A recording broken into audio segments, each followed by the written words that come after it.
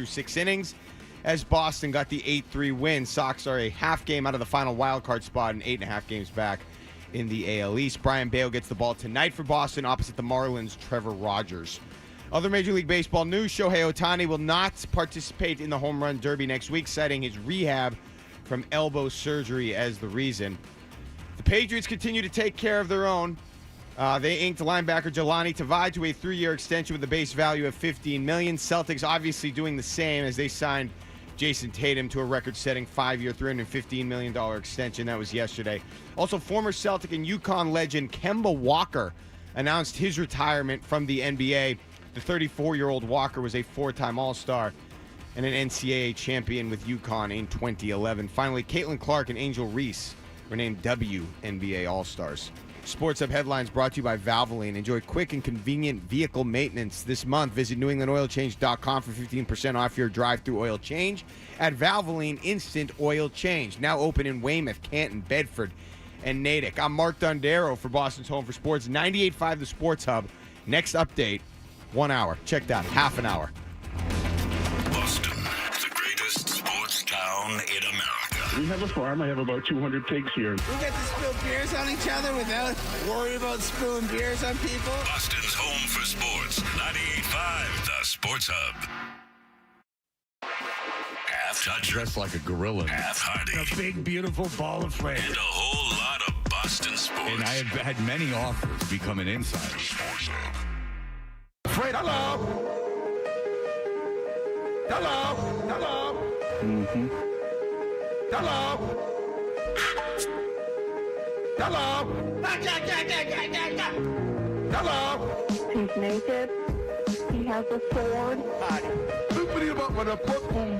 98.5! No! Bruins are back from the West Coast. Cocaine and hookers. Yes. No, no, no, no. Is it okay to use this for the radio? Welcome to the show, you sweet bitch. They ran it twice for 3 yards. They have some indoor fireworks here. Don't get me started on fireworks in indoor stadiums.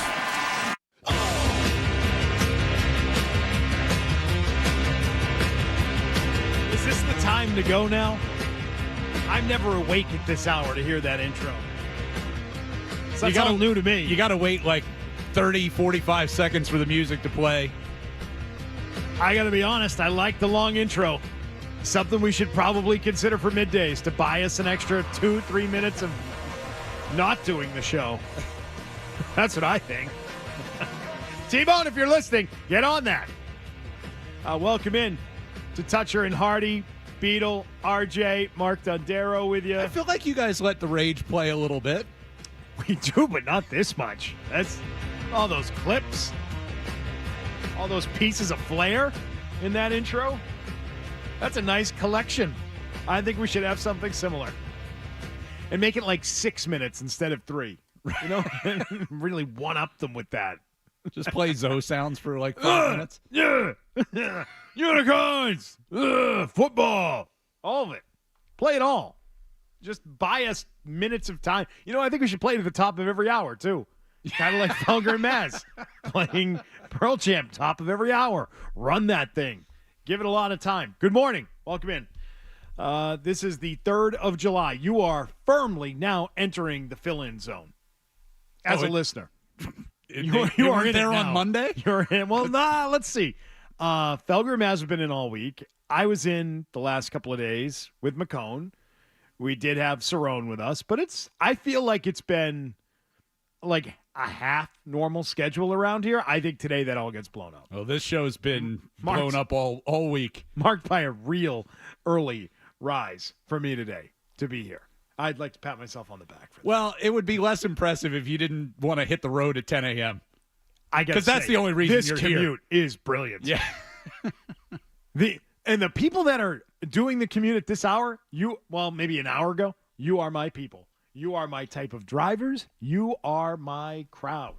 I want to commute with them every day. Every day I want those people and those open roads. So you're saying that you enjoy the 75-mile-an-hour commute instead of the 5-mile-an-hour commute? 75 75. That's the people who are in the right lane were doing 75 when I left home this morning, not the left lane. All right, so it's been a busy sports week, though. It may have been the fill-in week, but it has been a very busy week. And the biggest story to this point has been that the Celtics are for sale, which I can't personally stop thinking about in terms of a story that came out of nowhere and a story that you have no idea where it's going. And that's typically how these things happen. It's typically how teams are announced that they're for sale or that they're going to start moving. It catches you by surprise. The same way when the Celtics sold in 2002, it happened overnight. Nobody even saw it happening. And it was done. And the deal was completed. And going back and reading some of the stories from when Wick and Pags purchased the Celtics from the Gastons, I wonder if we're going to get a similar outcome with this time around. Similar how? Is this much closer to completion than we might have been led to believe it is with the announcement the other day?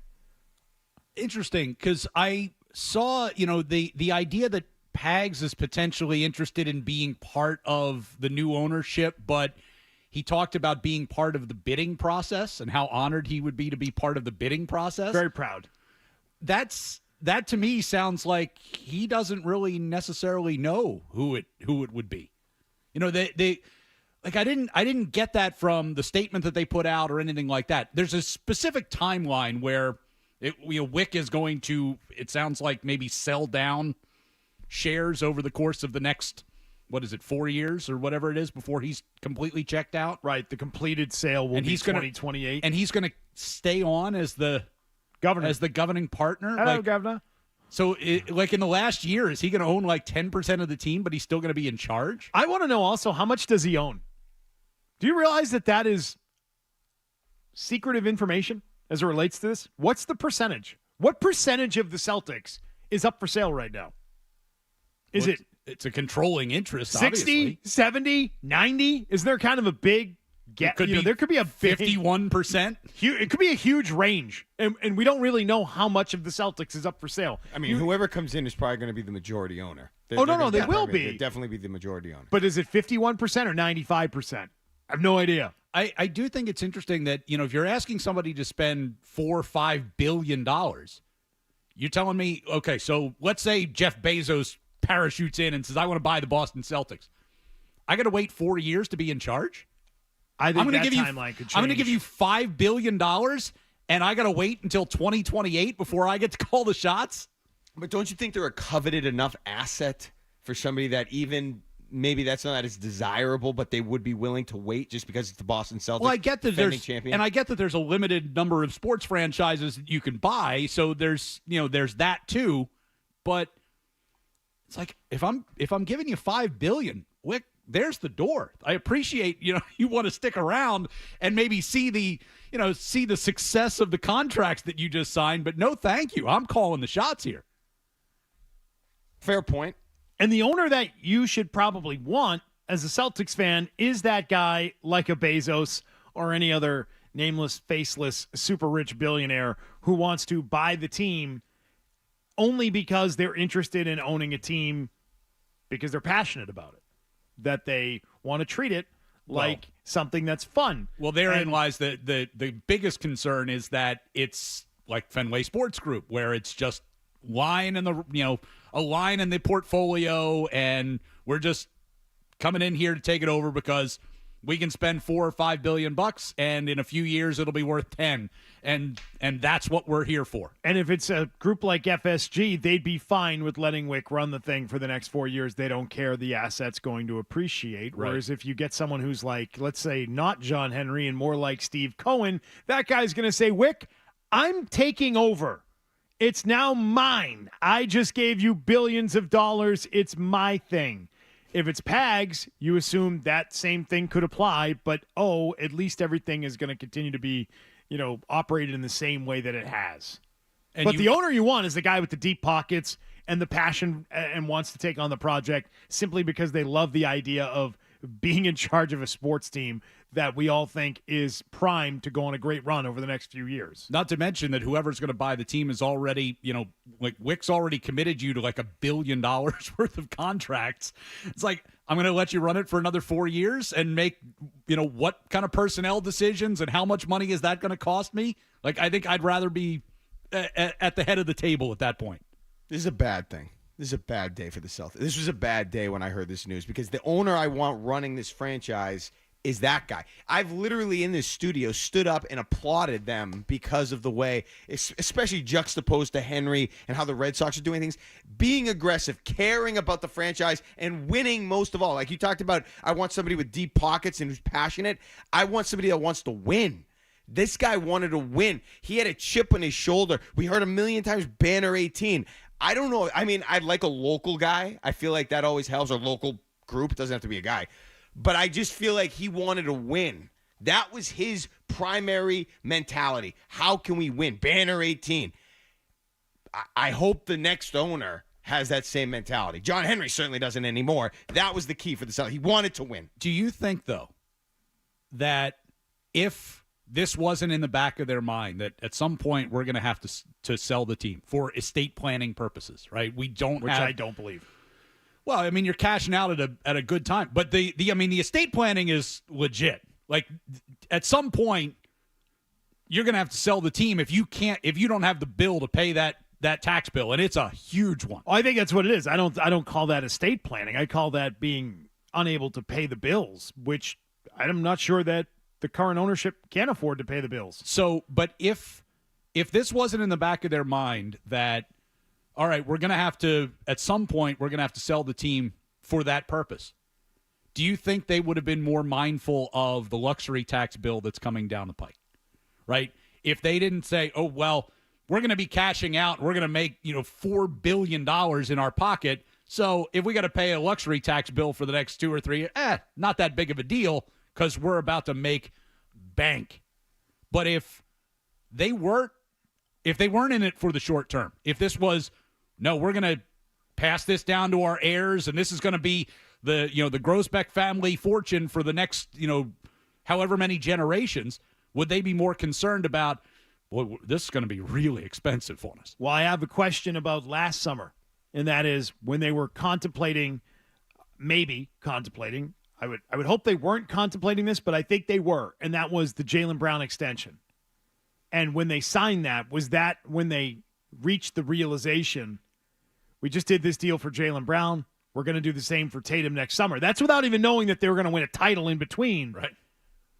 We need to start looking at getting out because we can't afford this. This is not going to be sustainable. So let's maybe approach the next year as if we know we're getting out and we're going to sell. Which is, yeah, you know what? Sign Brown. We're going to sign him. We're going to sign Tatum. We're going to sign other guys along the way, and we're going to dump this thing. What do you think? Because we can't afford it, and somebody else will have to take on the bill. But we are going to, as Celtics fans, go for it and go all in and put a team together that's going to be great for the next few years and let someone else foot the bill. What do you think? So I think there's something there to that. What do you think their bottom line is at the end of the year with those contracts on the books? Like, how much money are they losing, gaining year after year? I don't think they're making a lot of money. Yeah. I don't think it is a profitable, like even as a championship team, like it's and the Tatum contract is still coming. Like what they're spending right now, it's difficult to imagine, even with the NBA TV contract, that they're making money hand over fist. Let's assume they're breaking even right now. They're about to go to a place where they will not even come close to breaking even. And that's the difference between now and 2 years from now. We're doing okay. We're surviving. We're not in this for money. We're not in this for profit. The money we're making off of this will be in the valuation increasing, and it's worth more money over time. So whenever we get out and sell, we'll get money. We'll get paid back in that way. But from where they are now to where they will be in 2 years' time. Tens of millions in the red. Hundreds of millions, potentially hundreds. Their salary and repeater tax payments 2 years from now are going to be approaching $500 million. So you have to have this is where you are the limited market of people who would be willing to buy in and know that they're going to lose that level of money every year. But as you said, the asset gets bigger, and eventually you'll get that money. It's like sinking money into a house, right? Eventually, when you sell the house, you'll make that money back. There's a new TV deal, right? It's helps. Like you'll always get that money back, but you still have to, from year to year, be willing to eat that loss, or have the wherewithal to get the tax write-off in your other businesses to eat a loss of that size. There aren't that many people out there that can do that.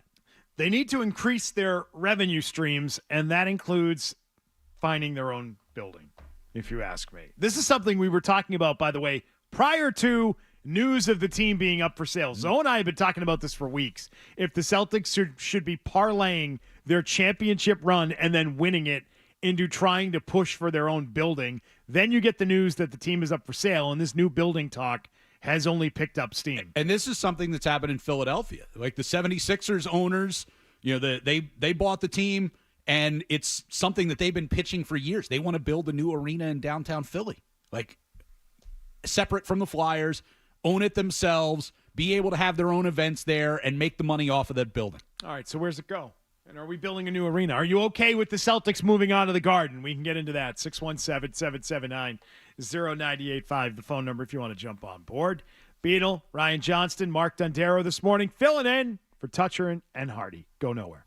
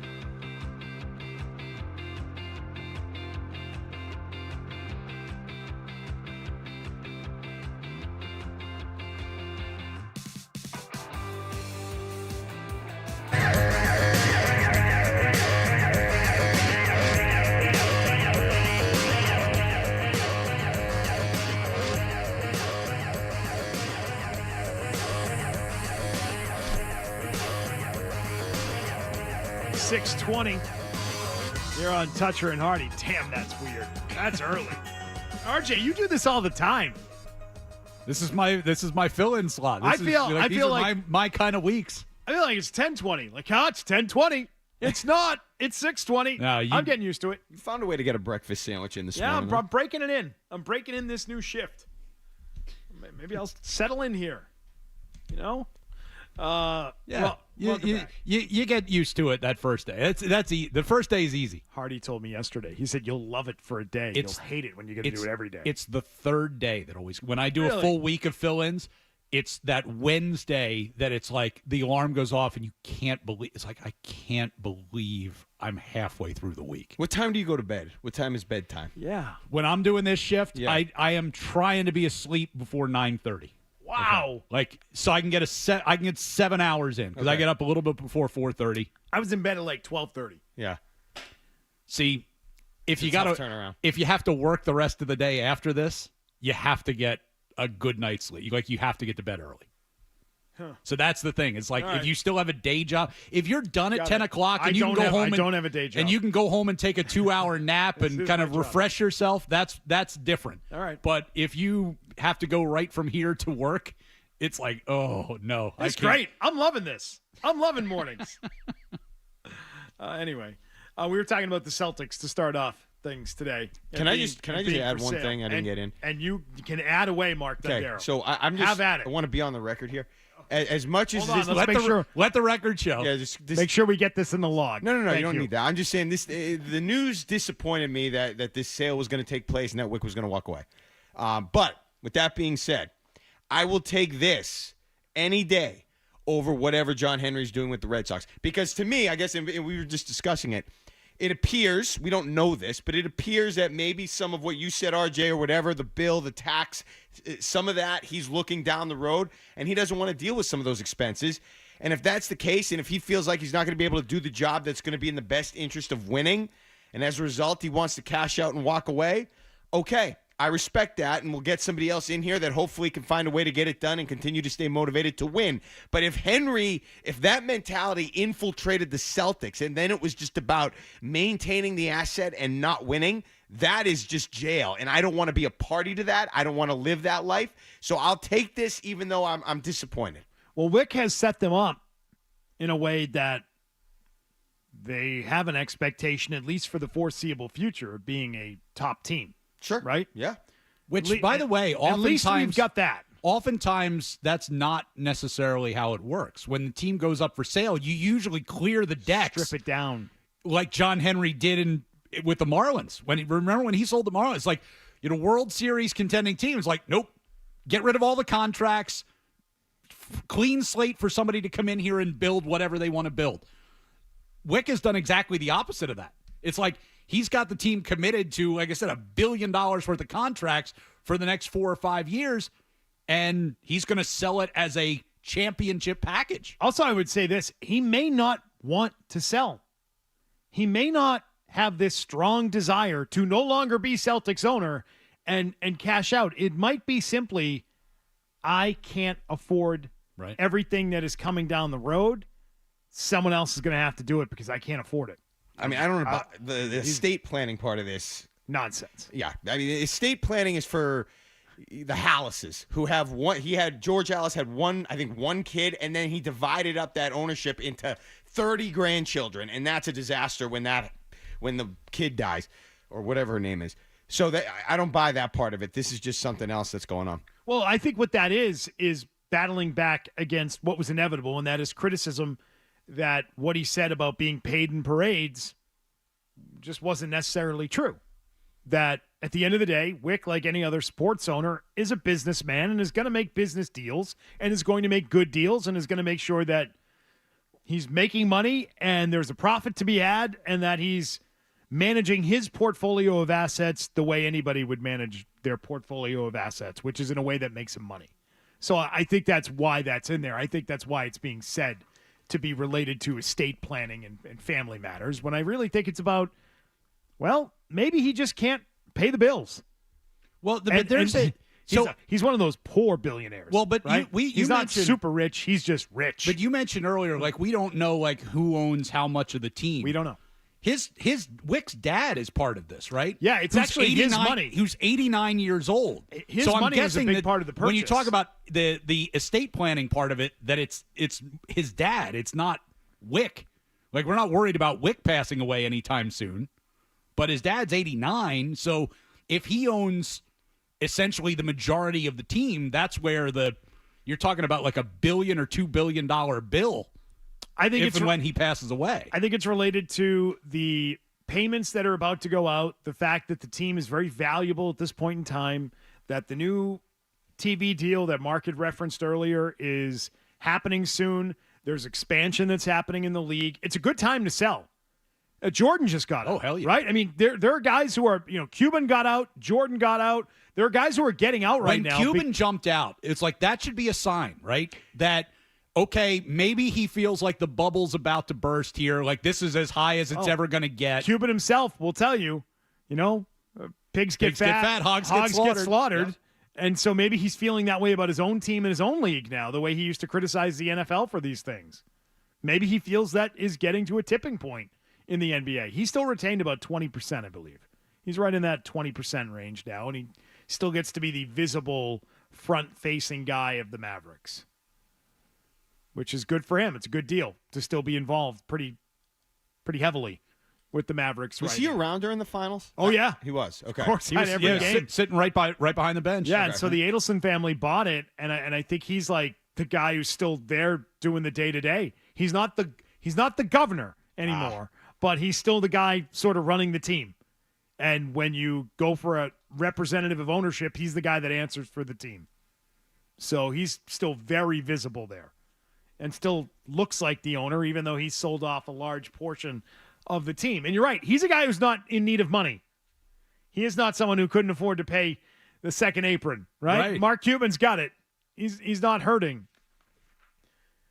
He doesn't need to get out because of any impending contracts, right? Klay Thompson didn't put him over the limit, didn't force him to get out. And I think that's what may be going on with Wick, in the sense that it's not like he's eager to not own the Celtics. He loves the Celtics, loves owning the Celtics. You get the feeling like he wouldn't want to sell, right? That he really enjoys this. He might be in a reluctant sort of situation. I think it's interesting you bring up John Henry, because John Henry, I think, is partially to blame for all of this happening, and that is the investment in the PGA is reported to be a factor in this, that money that Wick has invested with the group of other sports people, including Red Sox ownership led by John Henry, has caused him to need a little more liquidity as well. That it's not just the impending bills. He actually needs to free up some cash because of his PGA investment. Do you think Fenway Sports Group is going to be involved in this? Absolutely. How could they not? I mean, we know they want an NBA team, right? The talk's been that they're going to put the NBA team in Vegas with LeBron. But So do they want to pay exorbitant fees to have an expansion team in Vegas, or do they want to be bidders on the most iconic franchise in the NBA, in the what is now the adopted hometown of their principal guy? John Henry will tell you this is where they live. Right. They own a newspaper here. They own a baseball team here. Give me the basketball team too. That's what he's barking over there right now, and all the Fenway sports people. I mean, that's where to me, it's a better deal to buy the Celtics. If you ask me, it's a much better investment to be like, I'm getting in on the best franchise that's primed to win a bunch and have its value shoot up, instead of dealing with trying to get a team in Vegas, pay a ransom to the league to get the rights to a team, and then have the work of finding a place to play, dealing with arena matters out there. No, that's work. A lot cheaper to build a new arena out there than it will be here, though. No, it's just a lot of work. I'm not saying, oh, no, it absolutely would be cheaper and easier to find the land. You can just buy some place out in the middle of the desert. And there would be no red tape. And I'm saying there's already arenas that exist there. Right. Right? So it's just a matter of figuring it out. But it's expensive to get an expansion team. It's probably a better buy to just get in on the Celtics right now and have the controlling interest and not have to have the entire interest. Maybe that's appealing on some level. It's less money to come up with. Hey, Pags, you want to chip in $1 billion? No problem. You can own 20%. Right. You want a little more of this pie? Right. The arena part is interesting, though, isn't it? Mm-hmm. It's right up their alley. They love building venues. They do. Let's talk about that. That's coming up. 617-779-0985. Beetle, Ryan Johnston, Mark Dondero here on this July 3rd, Wednesday morning from our Town Fair Tire Studios here on the Sports Hub. Sports Hub headlines. The Boston Red Sox won their second straight on Tuesday night when they dismissed the Miami Marlins in the opener of their 3-game set down in Florida. Ceddanne Rafaela and Jarren Duran homered, while Cutter Crawford struck out 7 through 6 innings as Boston got the 8-3 win. Sox are a half game out of the final wild card spot and 8.5 games back in the AL East, if you're keeping track. Brian Bayo, he gets the ball tonight for Boston opposite the Marlins' Trevor Rogers. Other MLB news, Shohei Ohtani will not participate in the Home Run Derby next week, citing his rehab from elbow surgery as the reason. The Patriots continuing to take care of their own as they inked linebacker Jelani Tavai to a 3-year extension with a base value of $15 million. Celtics obviously doing the same, signing Jason Tatum to a record-setting 5-year, $315 million extension. That was yesterday. Also, former Celtic and UConn legend Kemba Walker announced his retirement from the NBA. The 34-year-old Walker was a 4-time All-Star and an NCAA champion with UConn in 2011. Finally, Caitlin Clark and Angel Reese were named WNBA All-Stars. Sports Hub headlines brought to you by East Coast Metal Roofing, the official roofing partner of the Boston Celtics. Mention 98.5 The Sports Hub and get 10% off your new roof. Visit eastcoastmetalroofing.com. I'm Mark Dondero for Boston's Home for Sports, 98.5 The Sports Hub. Next update, 30 minutes.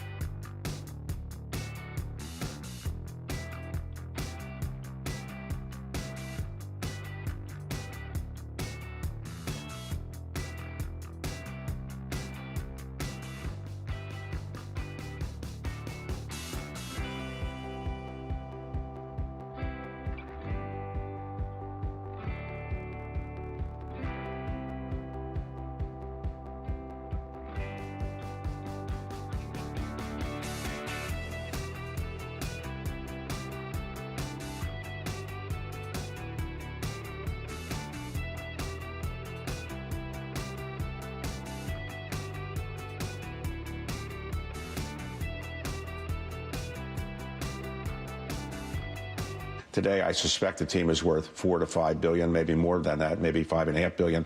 New teams that are going to come into the NBA with no players are probably going to go for $4 to $5 billion. So a team that already has a championship quality team there probably will go more than $5 billion, I guess. So it's going to be a good payday for those investors. There are many investors who went into it. So after 2 decades, I don't think you can fault somebody for willing to sell their team.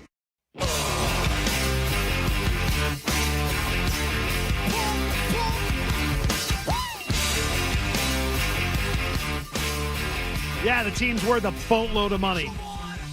And whoever buys it will have a boatload of money to spend on it. That is the Boston Celtics being for sale.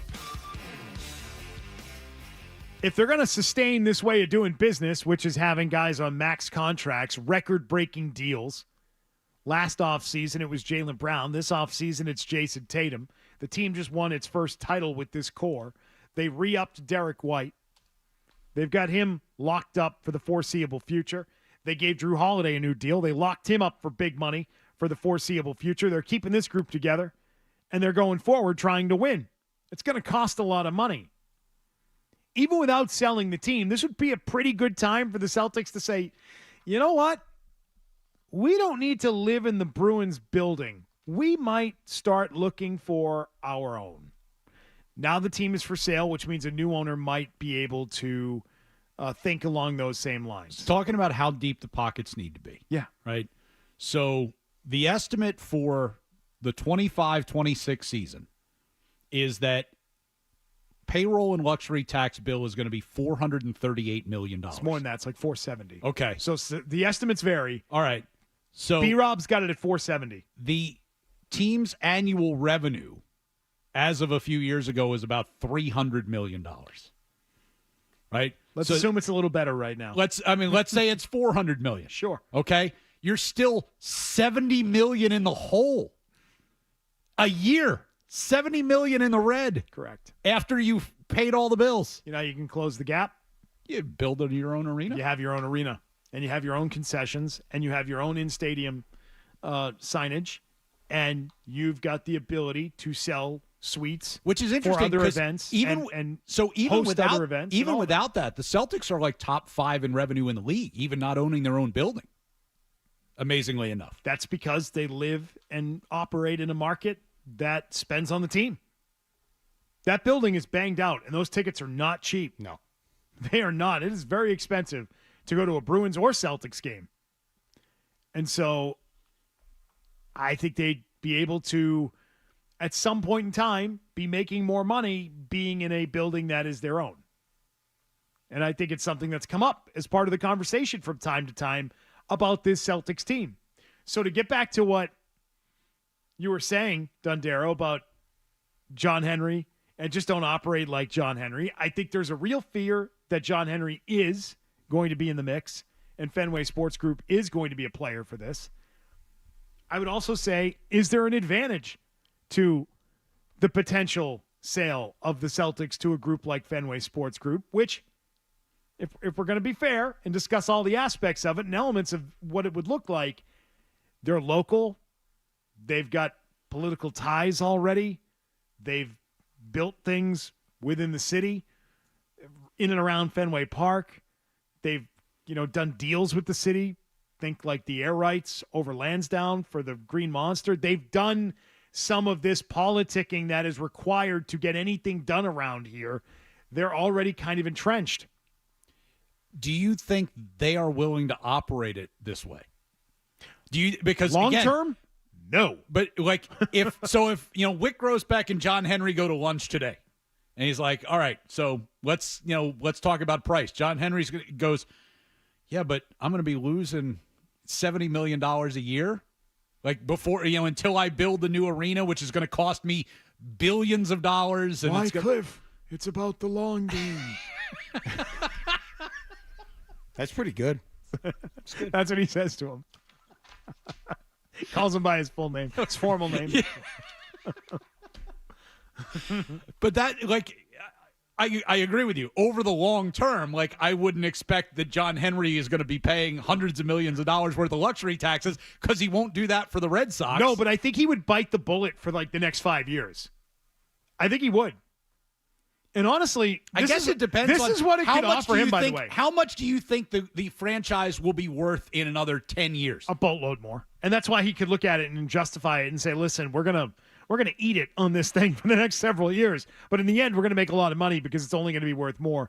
And oh, by the way, we've got the people and the ability to maybe get our own thing and get our own building somewhere. Well, that's what they did in Pittsburgh. Right, they bought the Penguins. They didn't buy the Penguins to be a hockey owner. They bought the Penguins because of the real estate in downtown Pittsburgh and what they can do with it. And the Penguins are just kind of, the asset that came along with it. You know what they say about land? They're not making any more of it. Tom and I have made a lot of money.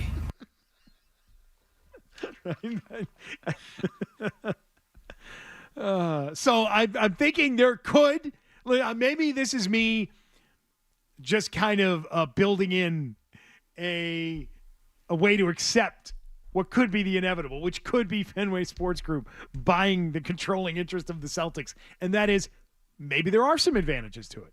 Maybe they would be willing to pay all this money. And they have deep pockets, right? Sure. They've got money. They can afford the money. They can afford the salaries. And they might also be looking at, is there a way to make this way of operating more sustainable for the Celtics? But there's also going to, listen, ultimately, when you have a franchise with the history that you've got, in the market that you've got, with the opportunity maybe to build your own arena, I got to think, again, it's a very limited number of people that can afford to do something like this, but I got to think there's, some uber billionaire out there who doesn't necessarily own a team or certainly doesn't own a team in the NBA who's going to look at this and go, we can outbid John Henry, right? And we'll pay $6 billion. We'll pay $7. Like, you've no idea. The valuation for Forbes is what, like 4.8 or whatever it is. It's 4.7, but there are other people already saying it's worth north of 5. If you end up getting a bidding war together, it'll be north of 6. Like, they will just keep going. I mean, look at some of the figures that these franchises are going for. Like, even in the NHL. The Arizona Coyotes, who aren't worth spit. The league says, we're gonna move them to Utah and we're gonna pocket a couple of billion. Thanks. I'll sign the check. You fill in the money. Okay, Wick. You got my head spin. My head is now spinning.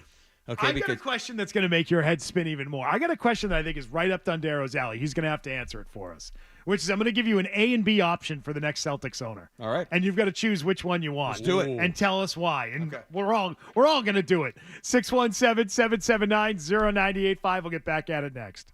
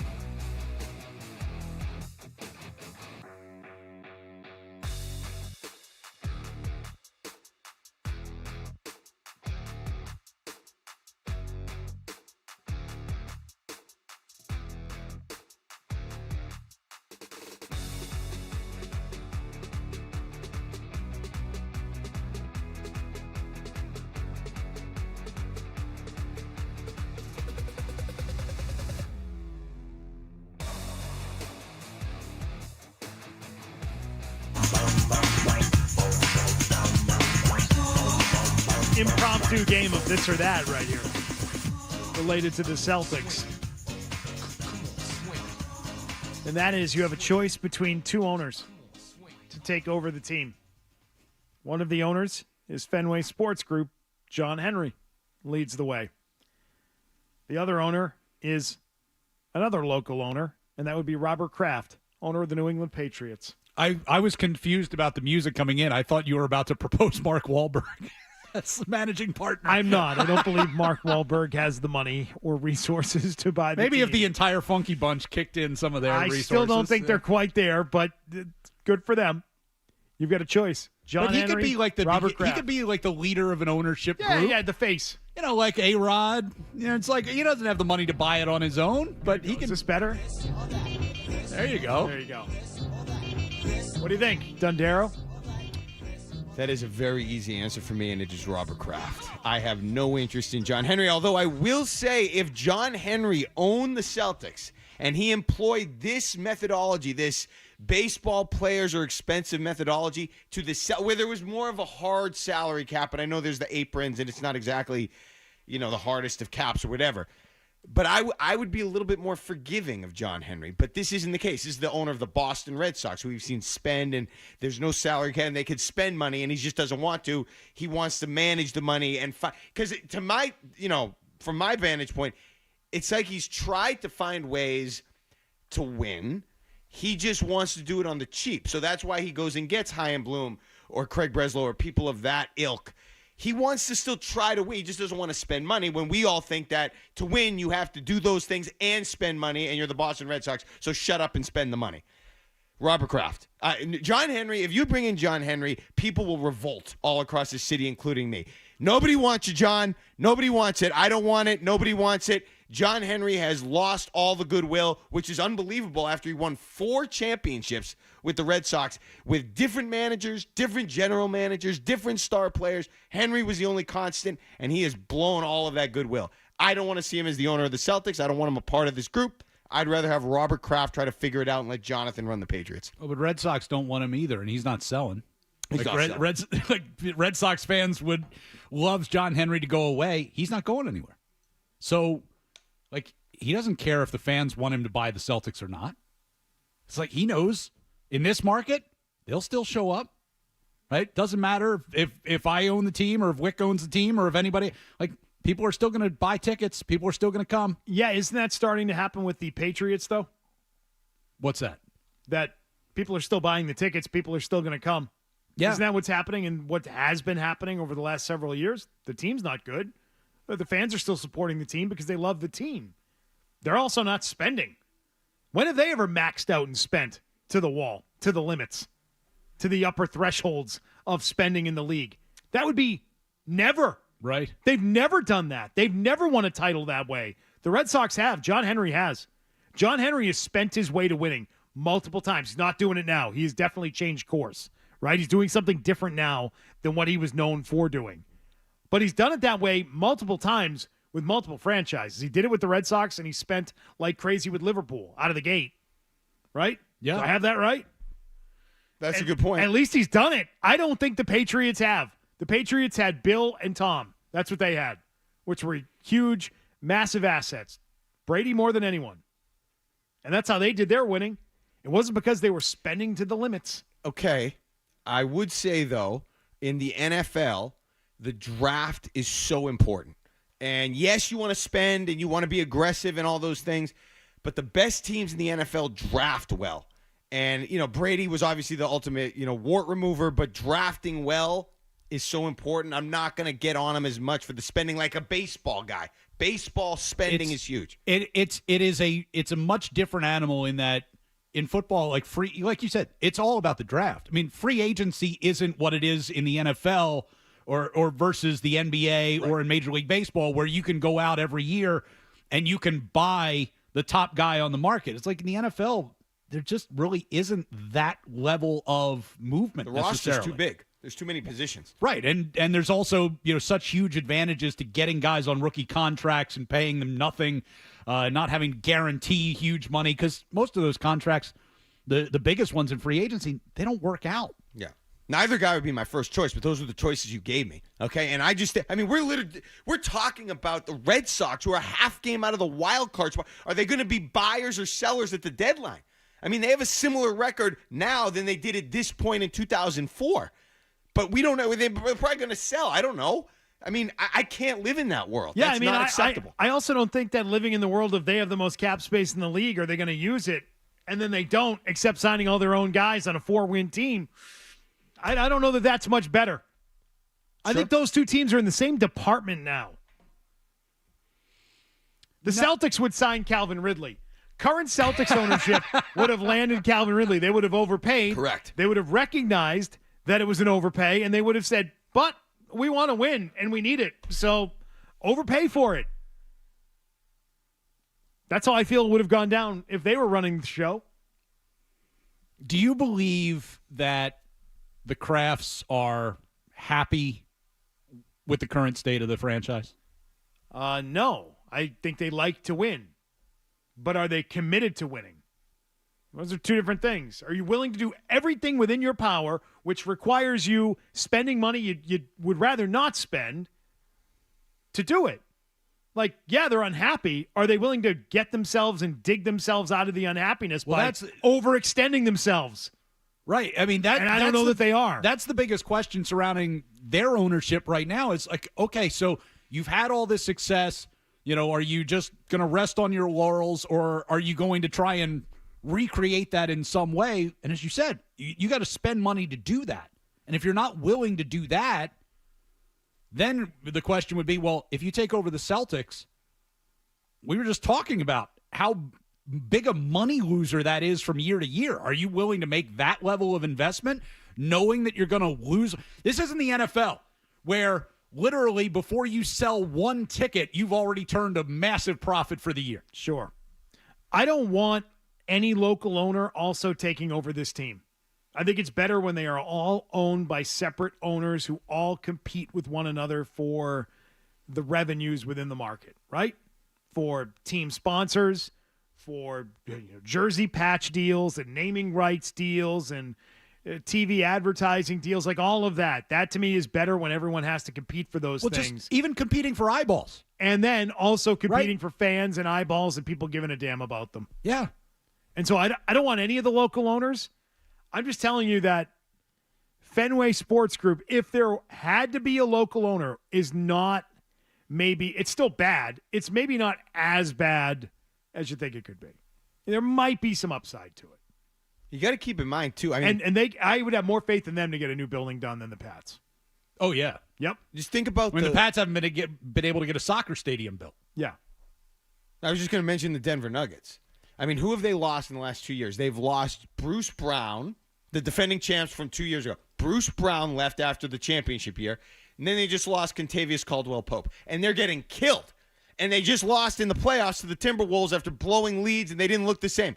I'm just saying it's a very delicate situation. So if you get cheap for even a second in the NBA and you lose one of those key role guys, and the Celtics, based on the way Tatum and Brown had performed before this year, and Tatum, by the way, as we all know, first team All-NBA the last 3 years, this year included, and wasn't the MVP of the Eastern Conference Finals or the NBA Finals. Go tell me the next time you're going to see that happen, when the team with the first team All-NBA guy isn't the MVP of either of the final two rounds with your team winning. They need the support on the Celtics. If they lose any of those pieces at any point, which will eventually happen, that's going to be a hit to this team. We're seeing it with the Denver Nuggets. They took a step back. They're continuing to take a step back. You got to get somebody in here that wants to continue to win and spend and is motivated to win. Can't just be some fat cat. All right, we got open lines, a couple calls we will get to coming up right after these headlines in 90 seconds. From the Town Fair Tire Studios, relatable, reliable, and even relentless at times. We're doing it live. This is Boston's home for sports. WBC-FM and HD Boston 98.5, the Sports Hub. Sports Hub headlines. The Red Sox won their second straight game on Tuesday night when they dismissed the Miami Marlins in the opener of their three-game series down in Florida. Ceddanne Rafaela and Jarren Duran homered, while Cutter Crawford struck out 7 through 6 innings as Boston got the 8-3 win. Sox are a half game out of the final wild card spot and 8.5 games back in the AL East if you're keeping track. Brian Bayo gets the ball tonight for Boston opposite the Marlins' Trevor Rogers. Other Major League Baseball news, Shohei Ohtani will reportedly not participate in the Home Run Derby next week, citing his rehab from elbow surgery as the reason. The Patriots continuing to take care of their own, inking linebacker Jelani Tavai to a 3-year extension with a base value of $15 million. The Celtics, they signed Jason Tatum to a record-setting 5-year, $315 million contract extension. That was yesterday. Also, former Celtic and UConn legend Kemba Walker announced his retirement from the NBA. The 34-year-old Walker was a 4-time All-Star and an NCAA champion with UConn in 2011. Finally, Caitlin Clark and Angel Reese were named WNBA All-Stars as rookies. Sports Hub headlines brought to you by L&F Electrical Services. Don't spend another summer suffering from the heat. Have a mini split system installed by L&F Electrical Services and keep your home cool in the summer and warm in the winter. Visit lfelectricalservice.com. Proudly veteran-owned and operated. That's lfelectricalservice.com. I'm Mark Dondero for Boston's Home for Sports, 98.5 The Sports Hub. Next update, 7:30 a.m. Eastern. To us, Boston pride runs deep. I'm a Bostonian! This is Boston's Home for Sports. Bow, bow, bow! 98.5 The Sports Hub. On the air, online, on the air. This is how Boston sports fans start their day. Toucher and Hardy on 98.5 The Sports Hub.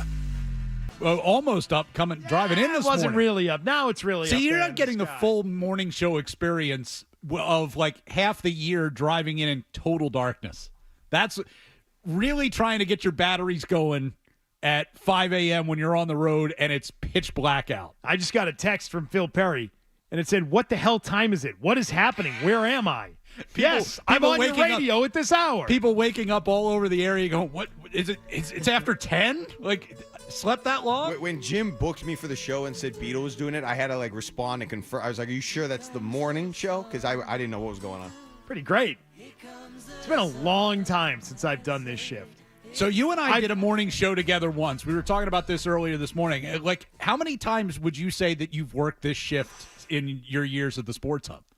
Weekday 6 to 10 shift, I would say less than a handful, less than 5 times.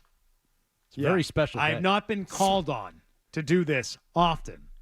It's a lot of responsibility. I'm loving it, man. I'm thinking this could be a thing going forward. You know, maybe I'll just hang out on Toucher and Hardy every day and skip middays. You know, maybe they'll let me do that from now on. Probably with a great reduction in pay, but you know what? Yeah, maybe it's worth it. Wallach's got to be making a good chunk of change. I didn't say I was The third replacing man in. Wallach. I just said I'm going to hang out there. Just gonna Okay, hang so out. fourth man in? Fourth man You in. could do some Bryant games. Doesn't John Wallach do Bryant sports? Yeah. Yeah. Yeah. Bruins are back from the West Coast. Those guys will be back on Monday, I think. I don't know that. I'm assuming that. That's the plan, at That's least. the plan. Best of luck to them. Welcome back. Hour number 2, by the way, from our Town Fair Tire Studios. We're on the YouTube. I'm on the YouTube today as well. Huh? Yeah. YouTube. What's up, YouTube? How you doing? No fancy TV like you guys get in the middays. Like, we're in the online crowd in the morning. I came in today and I'm like, are those cameras, those YouTube things going to work? RJ's like, yeah, that's what they do here. I'm like, I don't know. I don't know if this week we're doing everything the way things are normally done. That's why Kyle's here. Don't expect me to know those things. Kyle filling in for Nick, taking care of the YouTube broadcast. Let's go to your calls. Let's go to, is this Manny in Melrose? Yeah, you guys stole my thunder. The truth, I don't want Henry or Robert Kraft, but if I had to choose, I think I'll lean Henry. But just to correct RJ real quick, I think the revenue of the Boston Celtics last year was $445 million, and the Bruins were like $239 or something like that. That was last year, last season. All right, guys. Thank you. Okay, Manny. I mean, nobody really knows for sure. It's not, the books aren't open. Right. They're not some. Right, so they're all estimates. The estimate that I gave was about 3 or 4 years old. So, like, you would assume it's gone up since then. 445. If it's 445, they're doing pretty well. Yeah, because they're not even spending the $480 million a year yet. Jimmy in Roslindale. Hey, Jimmy. Hey, if John Henry buys the Celtics, that won't be good news. Robert Kraft now is 83 years old, had a birthday last month. I don't know if his drive and desire to do what he has done in past years, I'm not so sure. His son Jonathan turned 60 at the beginning of March, so I don't know how that situation is going to play out. And as far as the Celtics go, I know Wick's father is still alive and still involved. He was earlier on, and all these entities speak for themselves, but the price is high, and I know they don't have their own building because the Jacobs own TD Garden. It's a very interesting situation how this thing will play out, and we know that Pags is a possible suitor because he's been in this mix since the beginning. So we'll have to see if he will be the one or other entities come into play. All right, so real question now is if they plan on building a new building, where are you putting that thing? This was a topic on Felger and Maz yesterday. What a beautiful, beautiful show that was yesterday, by the way. I heard two segments. One that I heard live, which was the soccer segment, which put that together on an application for the Sports Broadcasting Hall of Fame. Really? That segment, what an all-timer. What was the gist of this segment? It was that soccer players are diving all over the field.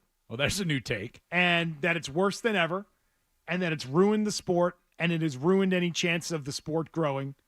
But there are a lot of elements to the one segment. Was it a soccer conversation or a stadium conversation? No, that was the first. I'm saying there were two great segments of the show. The only two I heard. One was the soccer segment, which was amazing. The other one was a stadium segment where and I think they did this for a while, which was come up with all the different places they could put it. Yeah. And they got all the absurd suggestions for places it could go. I did catch some of that portion of the conversation later on in the show where, I mean, people were like, they were building, it's like you might as well build the arena like up in Manchester, New Hampshire, and according to some people. It's like, how far outside the city are we really going to look here? You're flipping out about the idea of putting it at the Peabody dump was maybe one of my favorite moments of that segment. We're not putting this thing at the Peabody dump, people. Why not? It's not where it's going. It's right near the intersection of 95 and 93. I think hey, Big why Jim, not? Big Jim had a good one. His was putting it where South Bay Shopping Center currently is. Because I don't know if you guys know, retail is dying. Dying. Yes. We were talking about this. Like, I live up toward New Hampshire in Nashua. At the mall there, they are turning the Sears into a casino. What used to be a Sears has been closed down for a few years now. Okay. Developer has bought it. They are gutting it, and they are building a full-fledged casino in the mall. Like, that's where retail is at this point. There's that one of the anchor stores for the last, 100 years in retail is no longer, and now you're going to be able to go and play blackjack. Roebuck is rolling over in his grave right now. And so where you used to go and buy, the Kenmore washing machine. Right. Or your Craftsman tools. The machine is still going to spin, but it's a slot machine now, is what you're saying. Yes. I can't wait. I live 10 minutes from where there. You used to go and sit on the Craftsman ride-on mower. You're now sitting in the seat at the slot machines or sitting there playing blackjack. Yep. It's a weird vibe. That's a weird thing. That's where all those malls are going. Not to necessarily to casinos, but in 10 years, do shopping malls even exist? I don't know that they do. Not in the way they do now. No, I think they don't. I think you could turn them all into condo complexes, apartment complexes. Keep kind of this whole mixed use thing is now the way of the future. You keep some of the shops in the middle. You keep the food court around for the residents to have places to go and places to spend their money. You turn it into its own little. My dad. Look at TD Garden. Look at everything that TD Garden has become. So my apartments, condos, a supermarket, a food court, shop. They have it all. My dad, about a year ago, moved down to Panama City and is living in the Margaritaville complex down there. You've told me about this. This is years in the making. This move to Margaritaville. Yeah. This was planned a long time ago. He just closed on his house. He's been renting a place for the last year. He closed on his house last Friday. So he's got his place. So he's permanently in Margaritaville. And Does he have a golf cart? Oh, yeah. Of course. He got the golf cart literally the day he moved down there. Is it registered? Plates? Oh, yeah. The whole deal? Oh, yeah. It's got, street legal. Custom plates? How many seats? Got to have custom plates. 4. 4-seater. 4-seater. Okay. 2 in the front, 2 in the back. Got it. It's got it all decorated. Now, when you say four seats, are all four facing forward, or is it two facing off the back? Two facing back. I don't love that. He's going to get tired of that. He's going to upgrade at some point. Well, he's not going to get tired of it. He's the driver, so he doesn't care if you're facing the wrong way.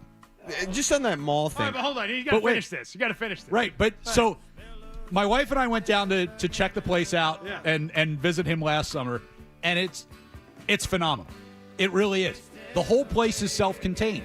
They've got like a resort-style pool. They've got restaurant. They've got bar. They've got activities, all of this stuff. With the exception of going to the grocery store, which is going to change because they're building a grocery store specifically for this complex, which is going to be like 10,000 homes by the time it's all done. They've built their own little city. You never have to leave. So I look at a shopping mall as the same thing, right? Take all those old department stores that nobody's going to go to anymore. You turn them all into condos, apartments, and whatnot. You leave the middle of the mall basically as is, and that becomes your activities. That becomes your shopping. Like you said, you put a grocery store in there, and it all becomes a little self-contained city. You could have thousands of people living in a former mall. With a basketball arena plugged right into the middle of it. Yep, and a casino at the Sears. And a casino, where the Target is now. The mall thing just doesn't make any sense to me. I mean, correct me if I'm wrong, but it doesn't feel like some of these shopping plazas, or I don't know what you want to call it, but the University Aves, the Legacy places, the Patriot places, those keep popping up, but it's the malls that I feel like are obsolete. Or you walk into a building and you have to go through all the different, whatever they are, the different aisles or whatever. Not aisles, but you know what I'm saying? It's all enclosed. Those I feel like are getting outdated, but the other things aren't. Am I off on that? Or well, is it a discussion no. have? The things that are doing okay are those things you mentioned, but I don't think any of those big box retail stores are doing well. Any of them. Get rid of they're all, the South Shore Plaza and put it right at the Braintree split. I think it would be great, but I also think it's too far outside of the city. Too far? Even there? Yeah, I would want to keep it in the city.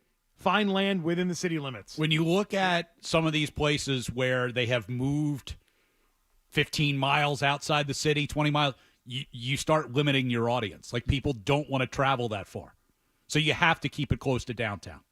We're going to build a mixed-use place. At the Peabody Dump. Anchor it with a supermarket. Like, do you think people on the South Shore, think about Beetle. You're a South Shore That's guy. my neck of the woods, man. And right? I would say, no, I'd rather have it in the city. I'm saying, like, so you put the arena 10 miles north of the city. Yeah. And you gotta fight your way up I-93 on a Thursday or a Wednesday night. I'd say see in rush hour traffic to try and get to a 7:30 tip-off. Like, people aren't going to want to do that. No thanks. That's how I feel about where this station is now. What are we doing out here? The hell are we doing all the way out here in Waltham? I want to be in the city again. I was the exact opposite. The last location, having to go through the tunnel both ways, like, what a pain in the ass. At least that was in the city of Boston. It was close to the downtown, the hub of activity. But you have to go up 93 no matter where in the city it is, don't you? I mean, you do, but there's a difference between going 93 into the city and 93 trying to cross the city. Right. Okay. That's a big difference. And then fight 8 more miles to get to somewhere north of the city. 93 You'd be saying, I'm good. From the city out to 128, from basically like 1 in the afternoon through 7, 8 o'clock at night, like, you are bumper to bumper. So Cambridge would be unacceptable for you. Not a great spot. No, I don't love that. I also think that it's harder than ever to get people to commit to going to games. The at-home experience of watching games has never been better, and the attention span of the younger generations, plural, that are having these short attention spans would rather watch the game in snippets on YouTube. Yeah, but as you said, they're still selling out every night. But they've got even demand, though those ticket prices ain't cheap. But they should factor in that problem of getting people to commit is only going to get harder in the years to come. Yep. So make yourself within the city where there's a lot of people, and make yourself easier to get to and not have to drive outside the city.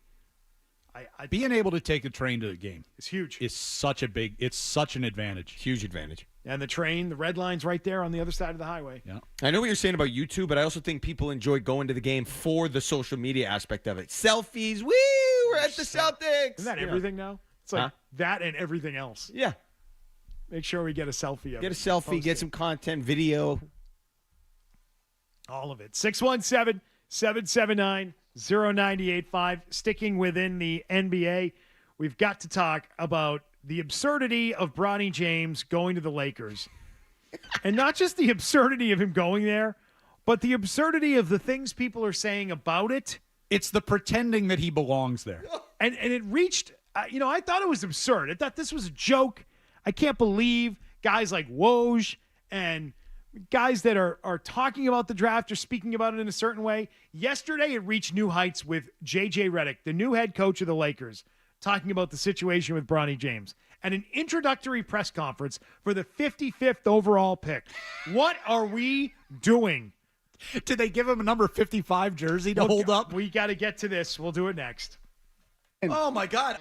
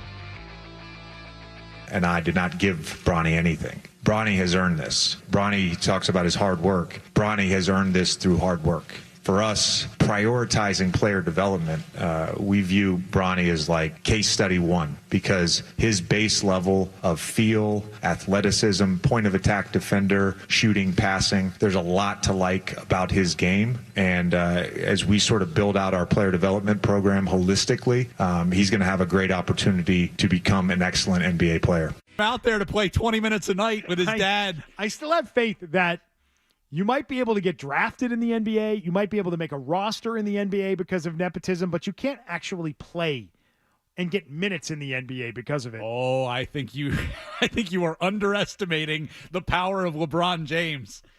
I've got to hope. How's he going to get better if he's not playing, Beetle?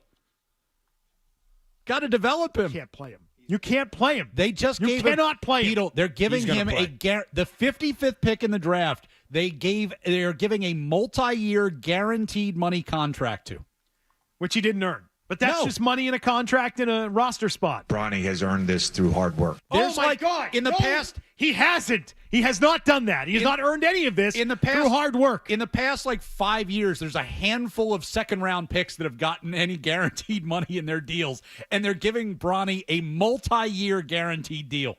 They are gifting this kid a contract. They are gifting him a roster spot. They are gifting him a job in the NBA when some other player who is better than him would deserve it more. We're talking about the very bottom of rosters in the league. Okay? So there's not a great variation between the guy who does make the roster and the guy who doesn't. That's all, to be fair, worth mentioning. But just don't tell me that he's earned it, JJ Redick. I would say Bronny has earned his roster spot about as much as Redick has earned his job as a head coach of another iconic franchise in the NBA. Maybe that's why Redick's got his back. He's like, well, we're basically in the same situation. If not for LeBron, neither one of us have this gig. And that's how I look at both of these clowns. And Bronny's not a clown. I have nothing against him. I think Redick's a clown, so I'll continue to go down that road. But you as a coach and Bronny as a player, you guys are both getting hooked up by LeBron. You have no business in your jobs right now. The previous coaching experience for J.J. Redick was coaching his kid's 4th grade team. That's not a joke. That's the truth. Yep. His coaching experience, 4th grade basketball for his son. Well, if that's all you need to congratulations, Beetle. You want to be an NFL coach? I might start throwing my name in there. Not even what are you kidding me with this? So, I mean, this is why is that why he has to say this? Because he knows the same thing applies to him? Yes. If not for LeBron James, he doesn't have his job right now. So he's got to bend over backwards to kiss up to the entire James family. What a horrible existence. Which is why, Beetle, when the season comes around and LeBron wants his kid on the floor, he wants a chance. It's not enough to have him on the team. You want to be able to play with him. I remember my dad has a photograph of Ken Griffey Sr. and Ken Griffey Jr. together at Comiskey Park in Chicago, you know what the standing is? side by side. The difference there is the kid was better than the dad. The kid was a Hall of Famer. He earned his way on. Right. But, that's what LeBron's dream is, the two of them playing together. It's not, hey, we get to practice together and we get to fly on the team charter together. It's, no, we're playing in the NBA together. The Griffey tandem combined more talented by several miles than the LeBron James, Bronny James combo. Yeah, I don't think you get too many arguments on that. I mean, Ken Griffey Sr. Okay. Well, I'll disagree with you on that. Yep. All right, JJ. You've covered this. You've covered it. Wonderful take. The worst part to me, arguably, it's not even like he's some body that you can throw out there. He's like 6'1". I mean, some of the best players in the history of the game at that size were limited in. I mean, Isaiah Thomas never won a league MVP as great as he was because you can only do so much at 6'1", and he didn't do anything at USC. This whole thing is an embarrassment. If you can't start at USC, are you an NBA caliber player? He didn't do anything. If you can't start for a college program, you're not an NBA player. But they're going to play him. They have to play him. They're definitely playing him. He's playing. He's going to be in the rotation. He's playing. They Beetle. can't play He's him. playing. The coach can't say no. I've got to say this. I had not thought about the Lakers in quite some time. We're basking in the glow of the Celtics winning Banner 18. They've taken over again as the leader in this department, and they have all of their championships won in Boston, unlike the Lakers, who have split it between Minneapolis and L.A., and they've got a fake one from the bubble in 2020. But the rightful king of the throne, the Celtics, are back in the place that they are expected to be. Okay? And I haven't had to think about the Lakers at all. They have once again, in a matter of days, become detestable again and so easy to hate. They're not a threat to anyone in the league right now. No. And right now, they have found a way to become a hateable group. I can't stand these guys again. I can't stand the Lakers. I can now root against the Lakers even though they're not a threat. Even though it shouldn't be a point in time where you're eager or worried about the Lakers, like eager to root against them, engaged to root against them. I now have a reason, as someone from Boston, to hate all of those people out there. I hate them all. I wish nothing but losses upon that franchise next season. I hope they do play him now, just to look stupid. They're going to play him. Just to look stupid. Can you imagine being in such a place where you just have to suck up to a 39-year-old, soon-to-be 40-year-old LeBron James? What, and why? Well, For see, what? that's What is the he bigger- doing for you right now? That's the bigger question is, you're not winning a championship with 40-year-old LeBron James at this point, so why do this? And it's not like you owe him anything. Yes, he chose to be a Laker late in his career, but it's not like you had this 20-year, run together. But right? even if you did, at some point you go, okay, if we're really going to focus on trying to win a championship, is it better to do it, with or without LeBron? But because we can build a team without him. I would fault them less if they said, listen, LeBron's our guy. He's brought us 6 championships, and we're going to ride this out with him until he wants to be done. Kind of like what the Patriots should have done with Tom Brady. I would not blame them for that. I'd be like, all right, you know what? They've accomplished a lot together. He still can play at a high level, not a guy who's going to lead you to a title on his own anymore, but he's still a good player, and they're riding it out with LeBron. That's their guy. It's not maybe the smartest way of going about doing things, but at least you can kind of understand it. I don't understand it with them now. What do you care about LeBron? Why do you care? And the way they're going about it is all wrong, too. You can't feature this kid. You can't put him on a press conference and make him a big deal. Everybody knows what this is. Oh, no, he earned it. No, he earned it. Just ask Redick. He earned it. Look, I know he had the heart. I respect it. He came back. He had the heart issue. That's scary for the family. But this is just an embarrassing, and I love it as a Celtics supporter. I love seeing the Lakers do something ridiculous like this because it's such an embarrassment, and it says to me, like you said, Beetle, they're going nowhere anytime soon. You know what one of my favorite parts about this whole saga was Rich Paul calling around to other teams telling them not to draft Bronny as though there was some sort of threat that they were going to do that. As if they wanted him. Right. It's like, they're tripping over each other. So anybody who's in the late second round tripping over themselves to get Bronny James to come in and do what exactly? I wish the Celtics had drafted him at 54 just to hold him hostage. Well, you want him? We'll take your 55, and you give us next year's 2. You can have him. He's all yours because we don't want him. No, he's threatening to not sign a contract. Okay, well, I guess he won't sign a contract.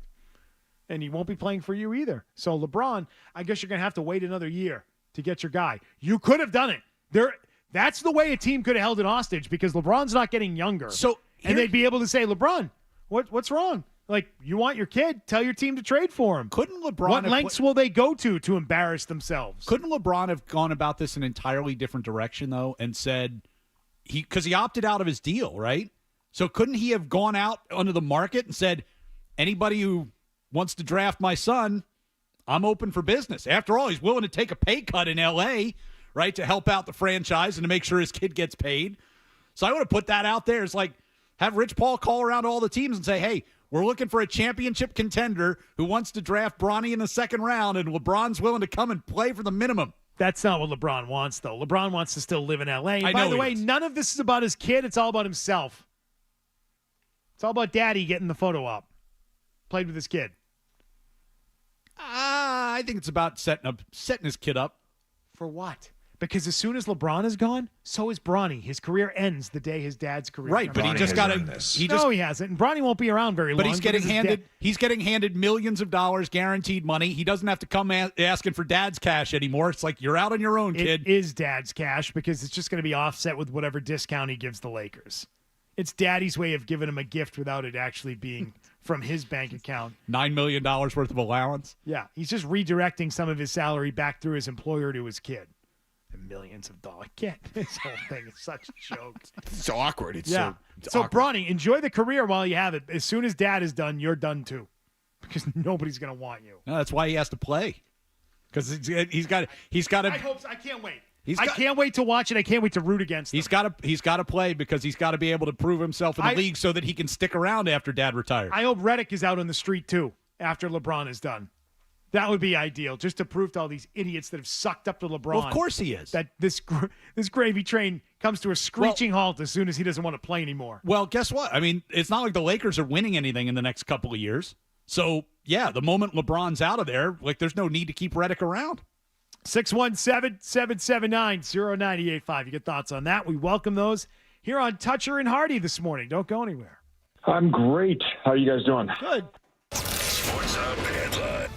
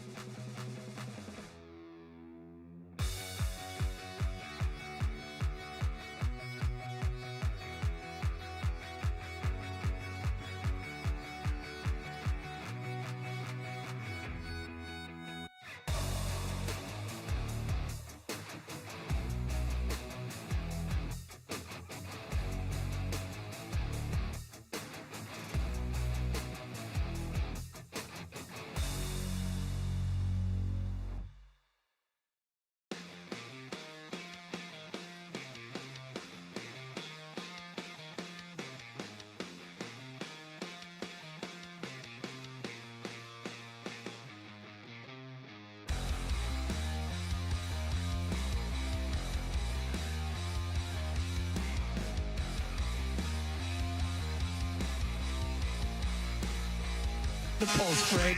Seldom right and never wrong. Right here.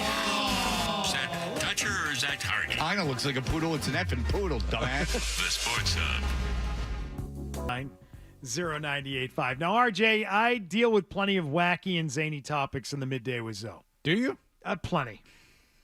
There's never really Can we do a shortage. Silver Drive segment but this morning? I feel no, absolutely not.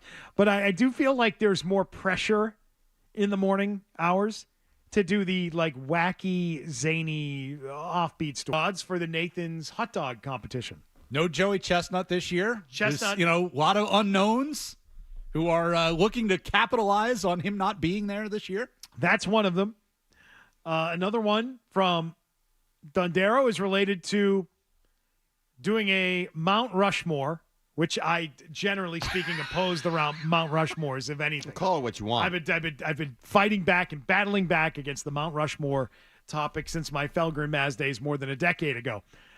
But I do like this potential Mount Rushmore because it is not sports related. It would be the Mount Rushmore of summer songs. Now, you mean like of all the songs from Songs of Summer category, like this was a big hit during this summer, or songs that are the vibe of summer or mention summer? To be honest with you, I'm not as interested in that as I am in your personal summer song category list, where some personal experience linked you to a song that you'd share your experience with us. Or you could go with the generic route. Okay, that's another idea. And then there's this idea, also from RJ, and that is if you're looking for some streaming options for this coming weekend. Right. This, if you don't have a cookout to go to or whatever, you need something to binge watch. A new Netflix miniseries premieres today. The title of it is The Man with 1,000 Kids. It's about a prolific sperm donor. Prolific. So I'm not sure which of these things this program should be talking about at this point in time. We got to talk about the sperm donor. There it is then. We got to talk about the sperm donor guy just because. You seem very excited to watch this series. I don't even know if I'll watch it because I feel like this can't possibly live up to expectations at this point. But the story goes, right, this guy, unbeknownst to all of the women who had children via his donations. Big penis. Was. What was his expected sperm donor output? I believe he told one of them that he was going to stop around 25. Like that he didn't want to be the father of more than 25 kids. He literally was selling his donation. It's the way that he was doing it. Now, you think sperm donor, right? You think about like a clinic. You think about like a sterile environment, right? People who are going through fertility treatments and things like that.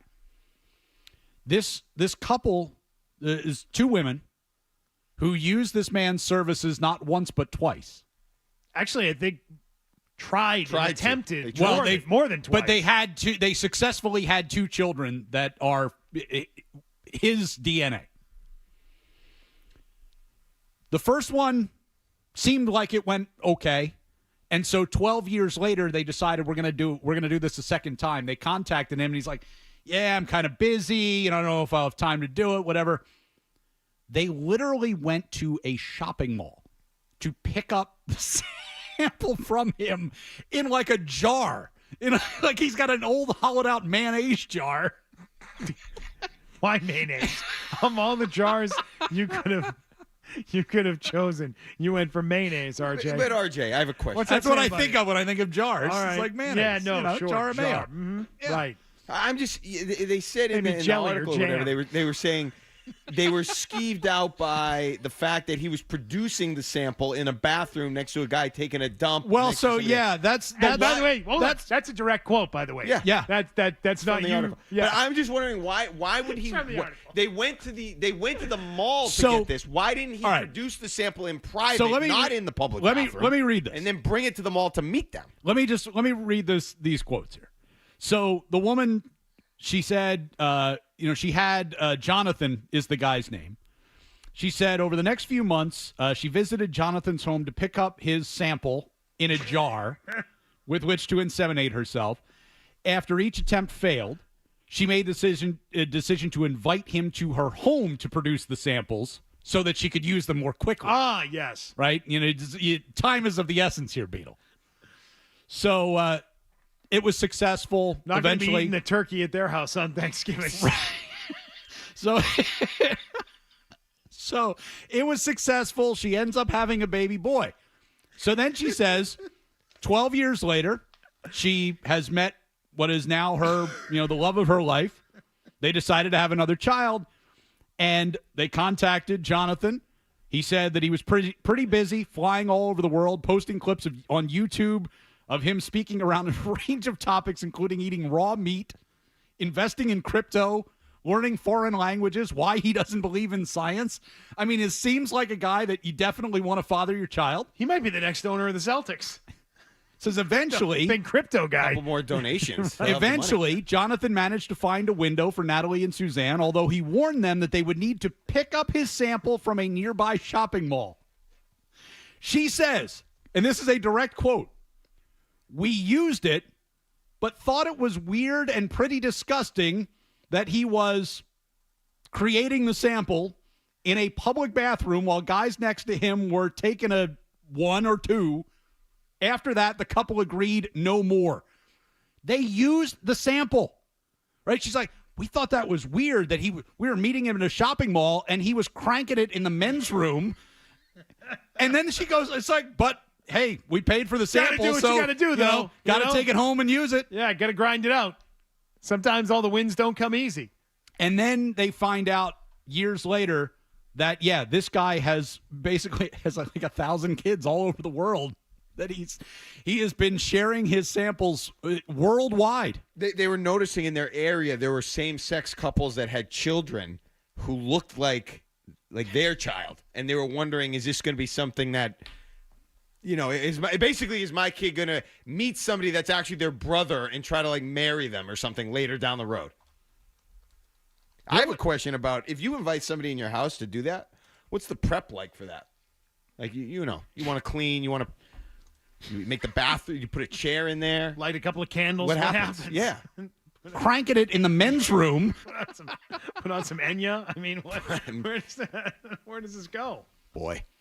Now, I've heard, there have been stories over the years about, fertility doctors doing this, right? Unbeknownst to the women, that they're using their own sample rather than paying somebody else to do it. They present you with a list of potential candidates, and you pick which one that you would like to use, and then the doctor just goes, I'll just use my own. Because who's really going to know? And then it comes out that, in fact, there was another Netflix documentary that a couple of years ago about a doctor who was doing that. But he had, I think it was 90 kids or something like that. There's something in this story that caught my eye that I want to share a detail of that. We can do that and get to your calls coming up next here on Toucher and Hardy. More Toucher and Hardy on the way.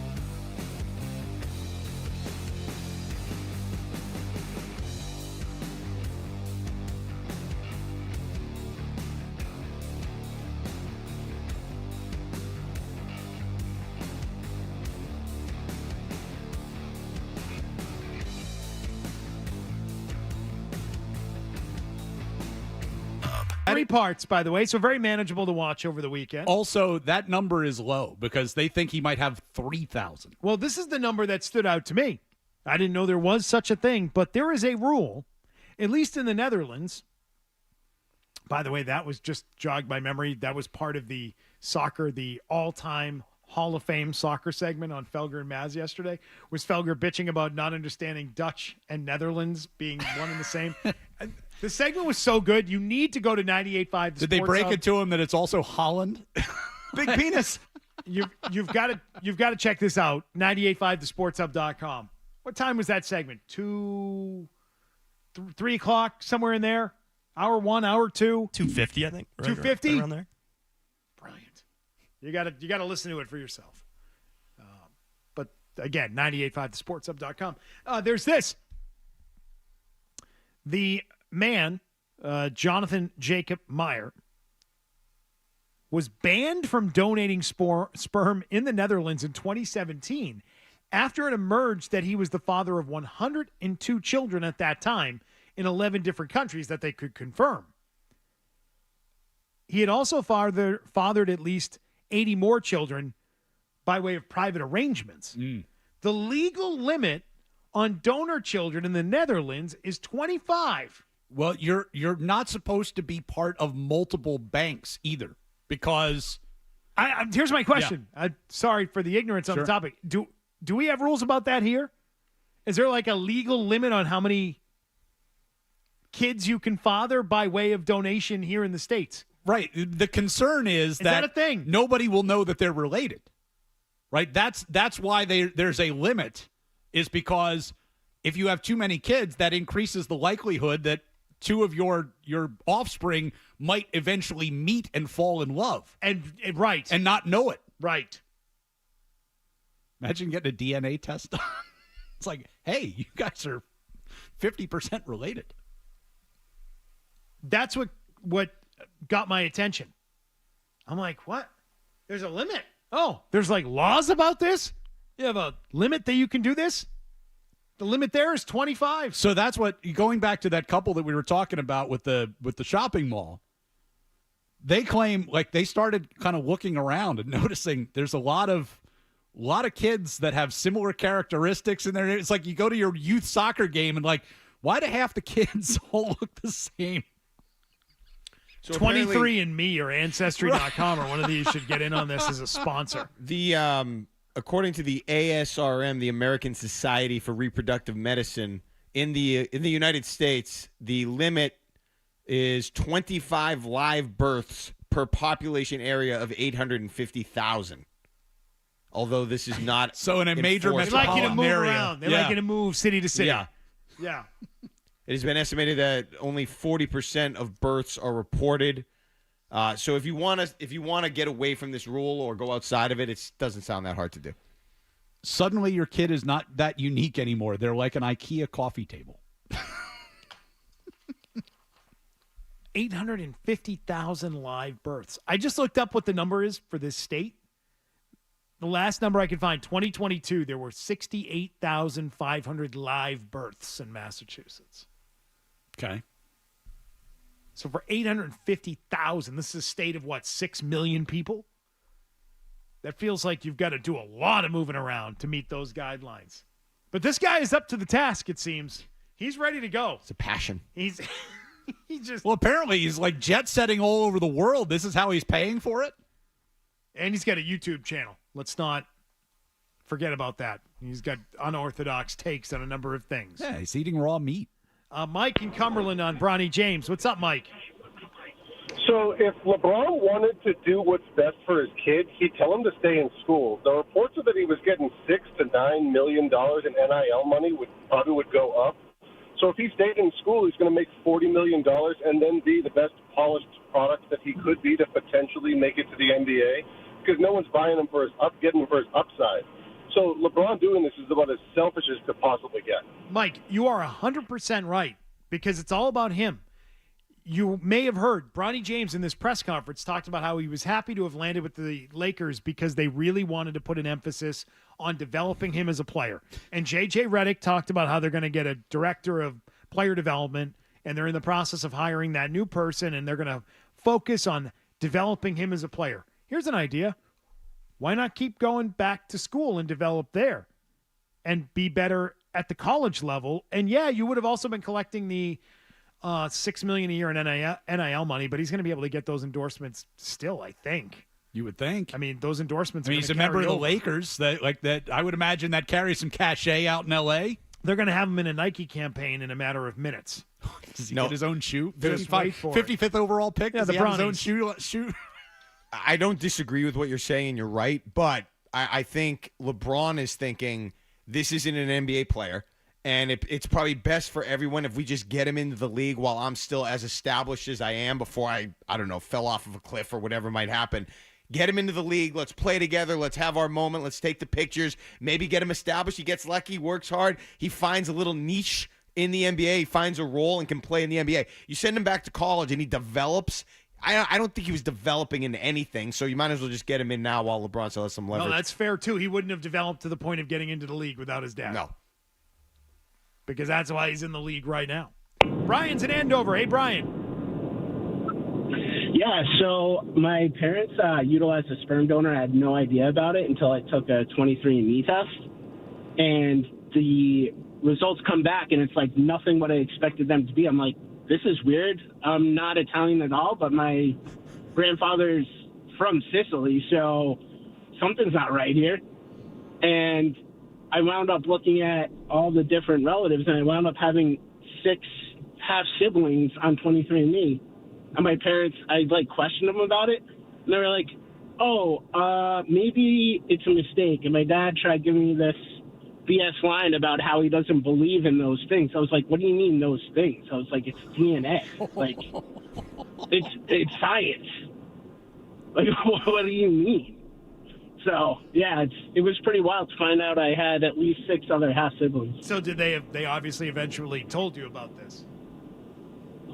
Yeah, they came clean a little bit after. They were like, don't get mad at us, but... You mind me asking how old you are, Brian? I am 39. How long's it been since you found this out?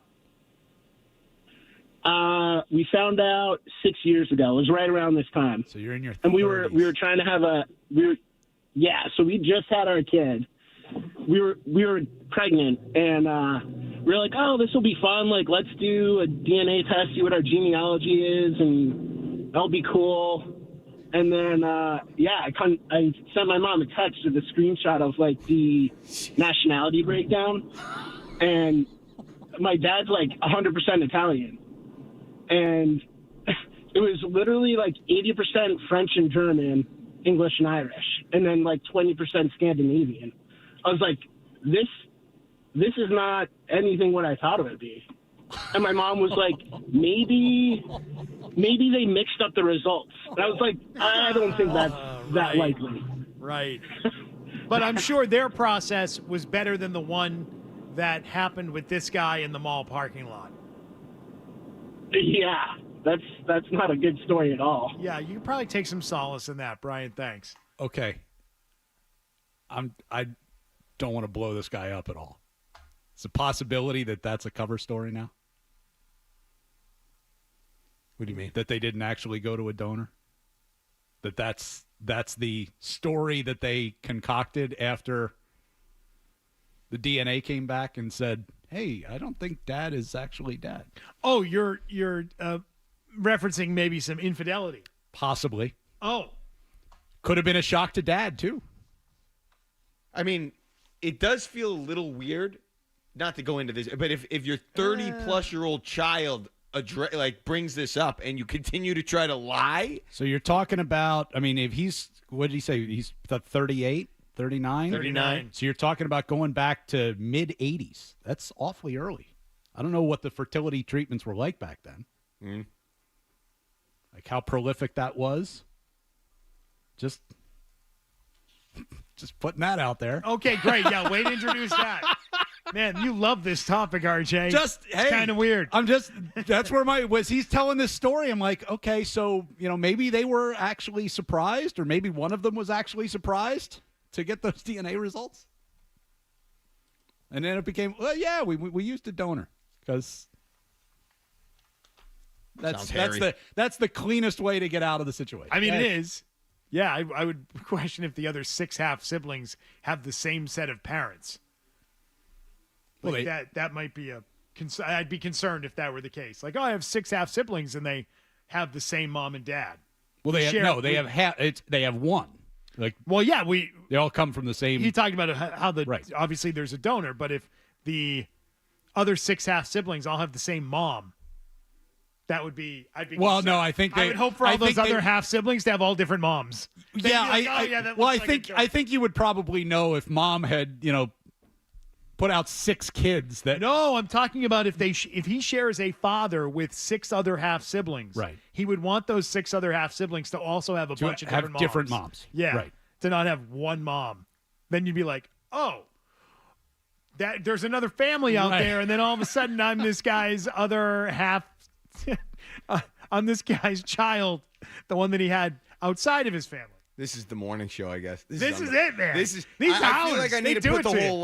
Plus, I mean, if there's 6, chances are there's because not everybody uses 23andMe.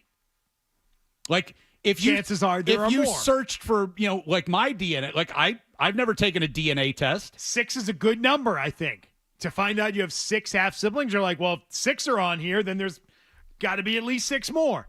I would say, if not 20 more. I would say there's got to be, I'm going at least multiples of 4 or 5. Because what percentage? What do you base that on? Just what percentage of people that you know have ever gone 23andMe? I've done it. You have, yeah. It's remarkably accurate. Oh, I'm sure it is. Like with finding, you're like, yep, there's a cousin, there's an uncle. Like anyone who's done it, you get linked to them right away. But does everyone you know have done it? Because I don't know that I know I think really it's becoming anybody pretty that's popular, done it. RJ. I think it's time for you to do a kit. I'm happy knowing what I know now. I'll show you what it looks like. I'm happy being in the dark on this. All stuff. right, let's I feel like I need to put the Nick Cannon got his testicles insured into the headlines based on this conversation. All right, let's get to headlines. We'll be back in 90 seconds. The results come back, and it's like, this is weird. I'm not Italian at all. Something's not right here. The only place to hear the local call of the game is right here.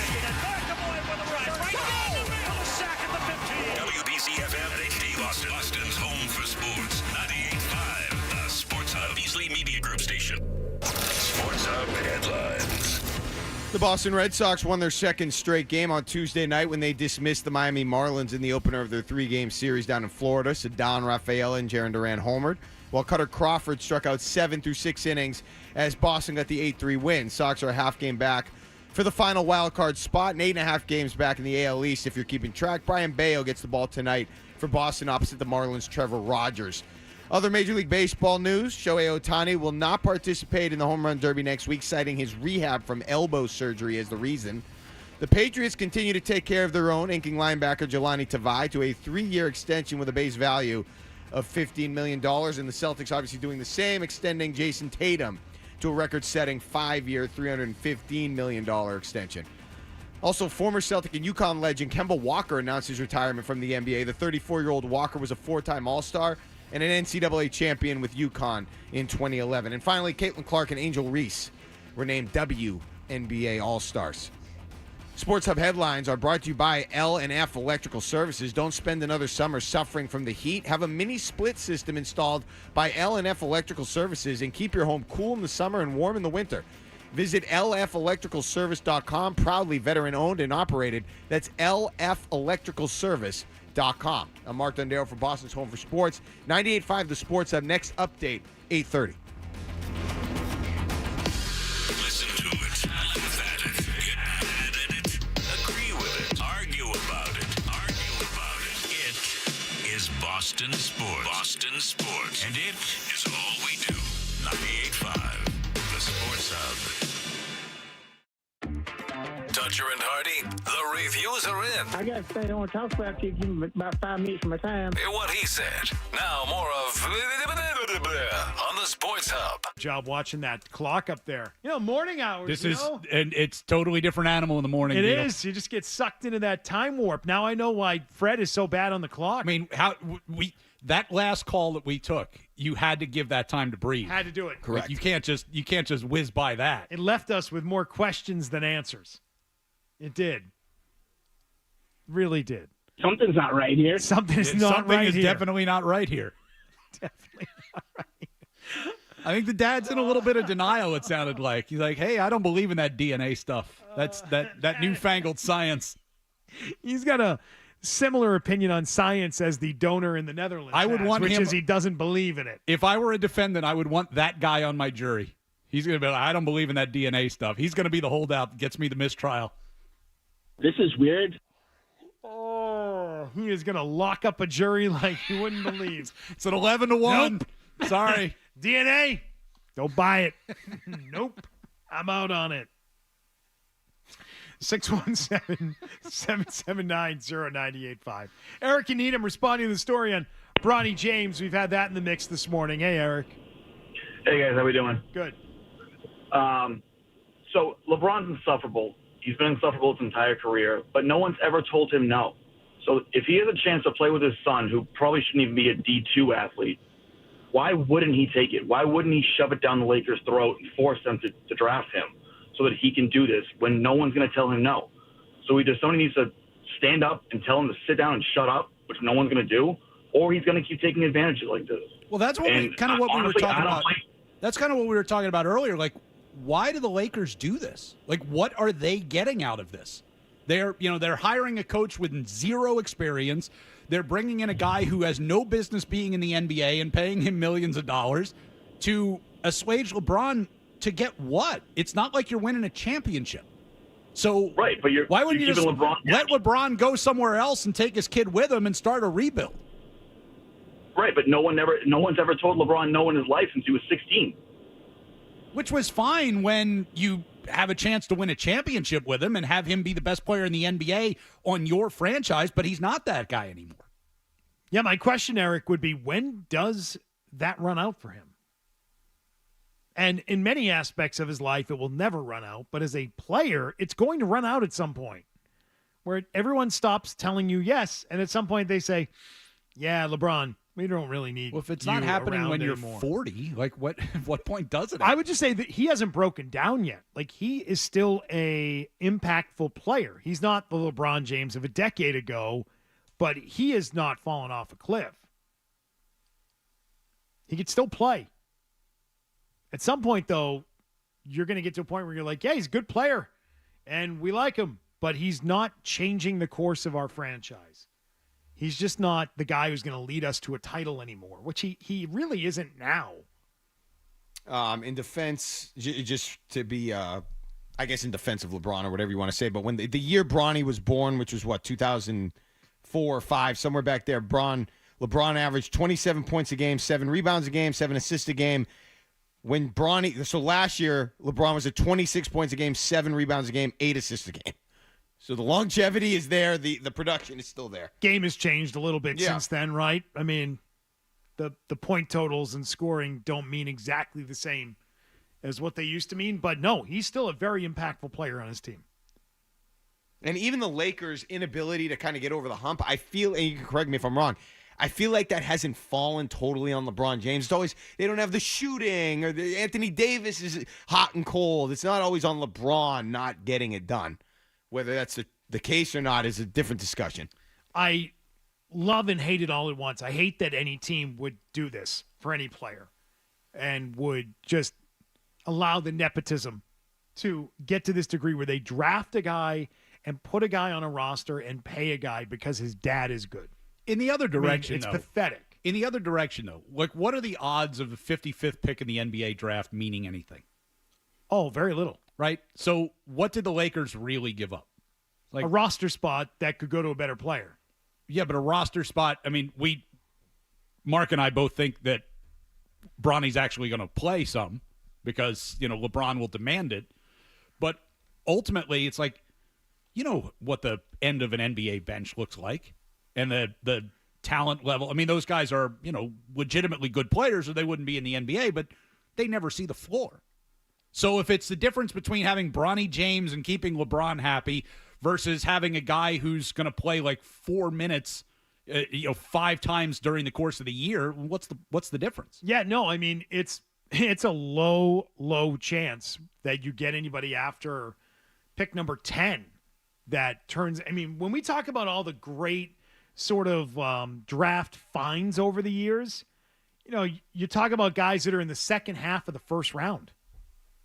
Isn't that what you do? Like, oh, Jimmy Butler was the 30th overall pick in the draft. Look at what Jimmy Butler turned out to be. What a find. What a steal. That's pick 30. That's not pick number 55.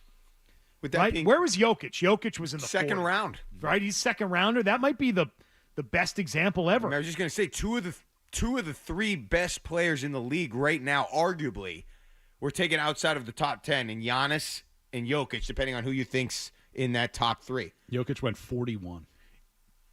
So, I mean, I had Ryan in my ear. What'd you say? 41. 41.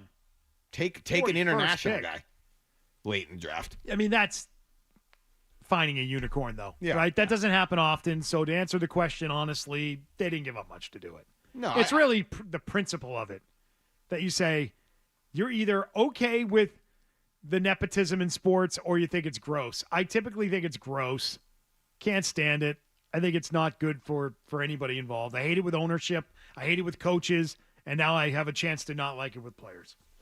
It's worse with players. I mean, you can either this is the ultimate meritocracy. You can either play or you can't play. It's hard to look at the screen and at first blush be like, that guy can't coach. I mean, you got to wait and see how it's. This you can look at it. The eye test is there. This isn't an NBA guy, and then they're treating it like he's some first round top minted selection. It's an embarrassment. It's just, but I love to see the Lakers get embarrassed. Let's get to the Red Sox in the trade deadline and where that team is going. They got a nice win last night. Milliken was on the broadcast, apparently. We could touch on that. It's all in the way. What a star. You're listening to Toucher and Hardy.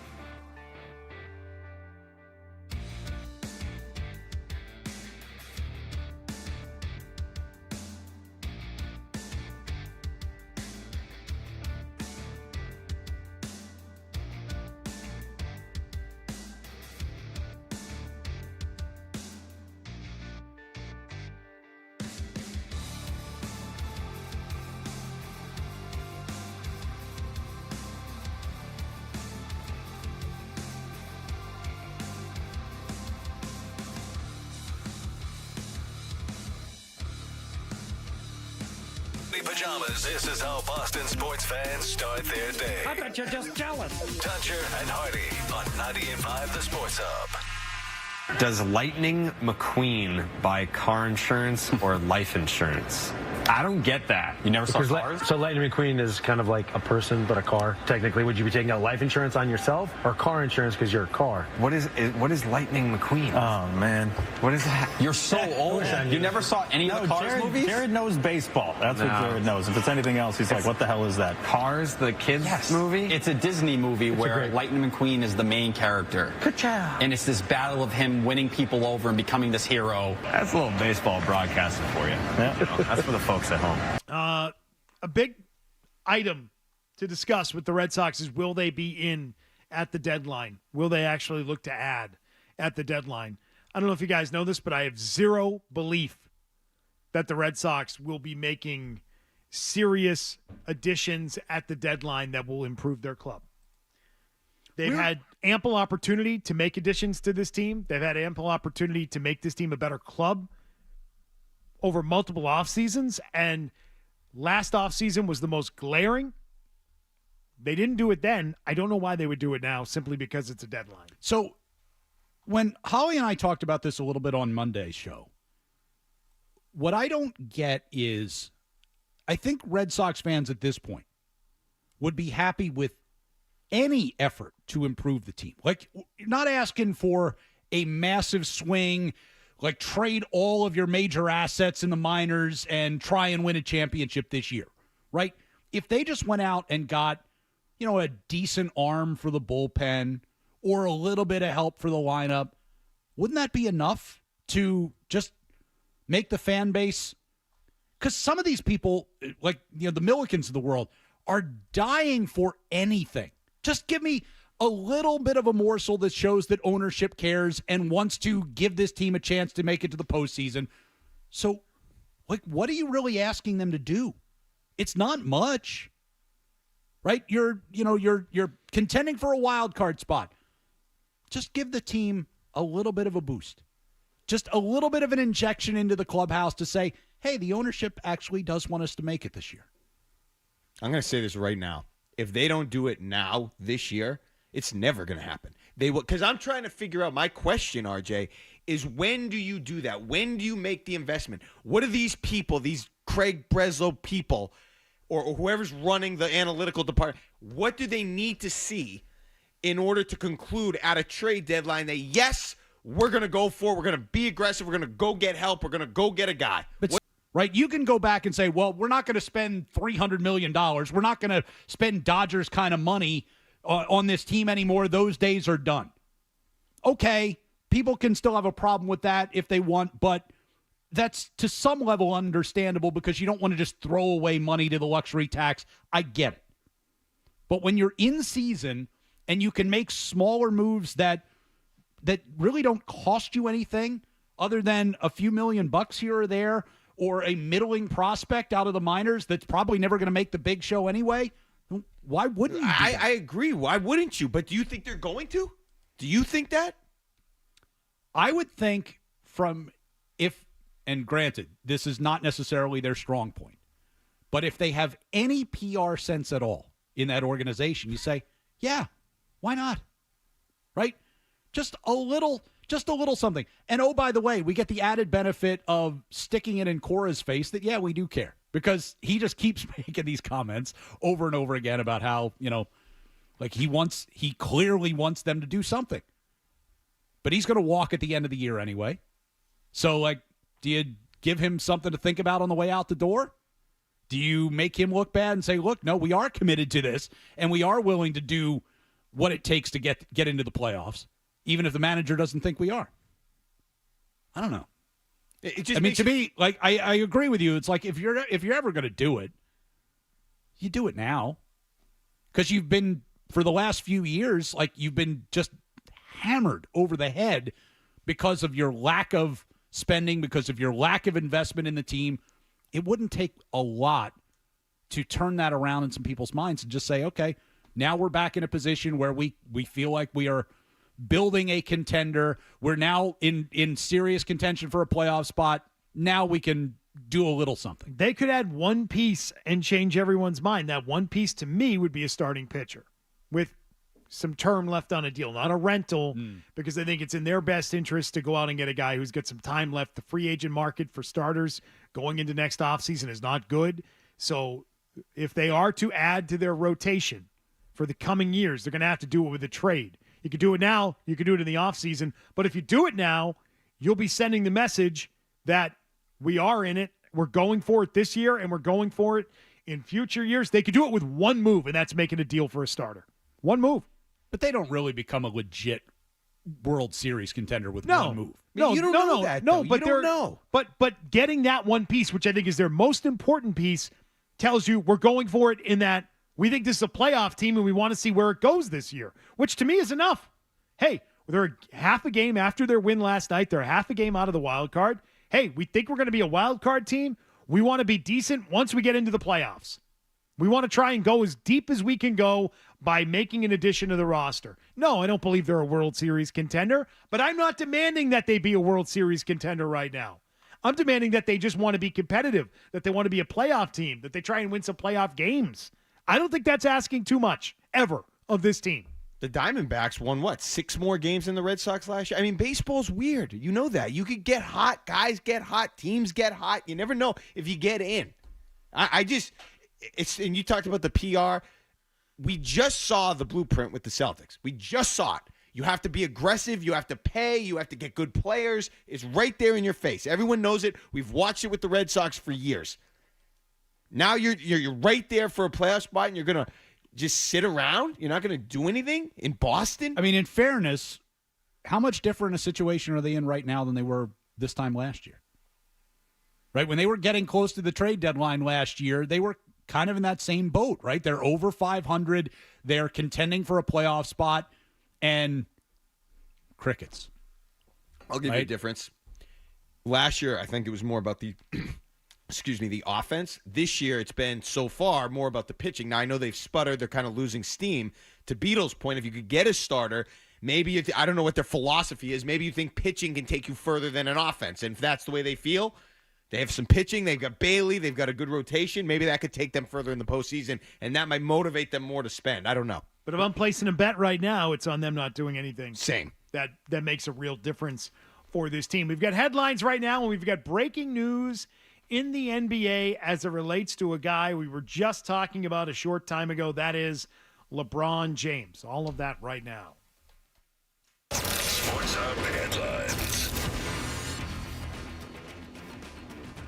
You ready for this, Dundera? I'll give you the breaking news. Give me it. Adrian Wojnarowski reporting. Free agent LeBron James has agreed to a 2-year, $104 million maximum level deal to return to the Lakers. Sources tell ESPN that deal, of course, includes a no-trade clause. It also includes a player option, per sources.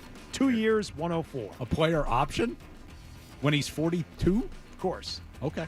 2 years, 104. Going all in on the 40-year-old. When LeBron moves into the starting rotation, he wants to stick around? So there's that, and then the Red Sox, as we were just discussing, embracing their series with the Marlins. They won their second straight on Tuesday night. They beat the Marlins 8-3. Ceddanne Rafaela, Jarren Duran homered. Cutter Crawford struck out 7 through 6 innings. Boston, they got the win. They're a half game back for the final wild card spot. 8.5 games back in the AL East. Brian Bale gets the ball tonight.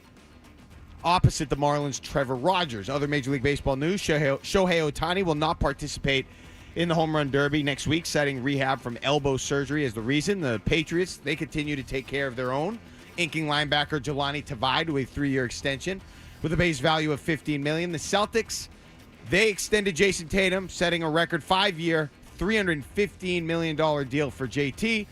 Also, former Celtic UConn legend Kemba Walker announced his retirement from the NBA. The 34-year-old Walker was a 4-time All-Star and an NBA, check that, NCAA champion with UConn in 2011. And Caitlin Clark and Angel Reese were named WNBA All-Stars. Sports Hub headlines brought to you by Fireworks Over the Border in Seabrook, New Hampshire, the world's largest supplier of reloadable aerial shells, jumbo rockets, and 500-gram cakes. Visit fireworksusa.com. Must be 21 or older. Check with local police or fire regarding firework use in your community. I'm Mark Dondero for Boston's Home for Sports. 98.5 The Sports Hub. Next update, 30 minutes.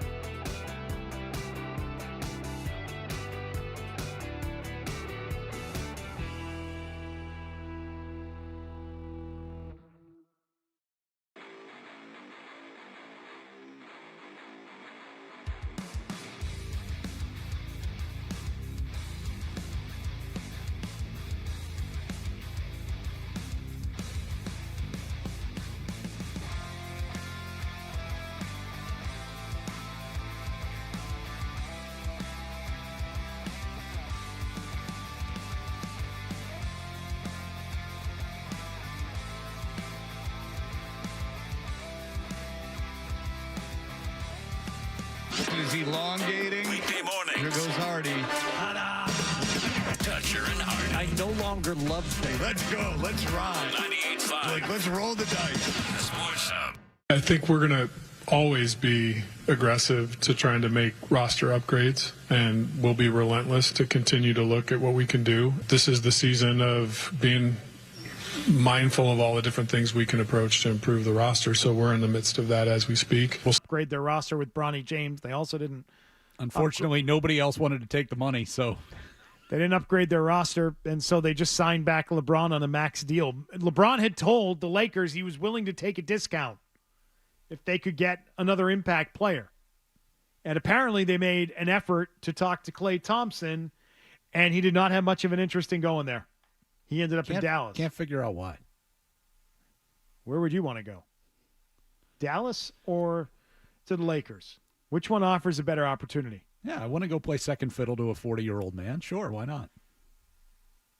Which team? I mean, do you think LeBron and the Lakers are capable of getting to the NBA Finals the same way the Mavericks just got to the Finals? No. I think they're potentially, like, if everything breaks their way and injuries and things happen. If half the stars in the Western Conference happen to get hurt at playoff time, yeah. I mean, listen, the Mavericks were an unlikely team to get to the Finals, weren't they? Oh, sure. Yeah. Right, so sometimes... What were they, 5 or 6 seed or whatever? Sometimes weird things happen, right? It should have been the Nuggets or Timberwolves based on the way the season went. It wasn't. So you never know. You never know. But if you're looking at that, you're like, well, the Mavericks were just there. So if they were able to pull that off and then I go there and make them better, I can see it. You can absolutely envision the Mavericks getting there more so than you can the Lakers. Yes. Right? I get it. How about the timing of LeBron, by the way? Like, free agency is opening up. It's like, I'm opting out of my deal. I'm going to make it publicly known that I'm willing to take a pay cut so that they can help the team. But he's got to know that that's not, other than the fact that it's L.A., other than the fact that it's the Lakers, there's no real incentive for anybody great to go and sign with the Lakers right now. So he gets to, put it out there publicly that I'm willing to take a pay cut to help the team, and then when they can't sign anybody, he gets his $50+ million a year.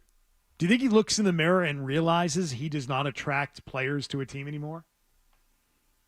Do you think he's willing to come to that admission that I'm not in a market that embraces the team and it's a high-profile job in the NBA? Are they committed to winning? I think they are. At this point? Are they committed to just, keeping LeBron happy until retirement? Want to make sure that he goes out in purple and gold. I'm just not sure they have an answer as to what to do if they told LeBron to walk. Like, they don't have a plan. So it's tear it down and totally rebuild. Most teams don't.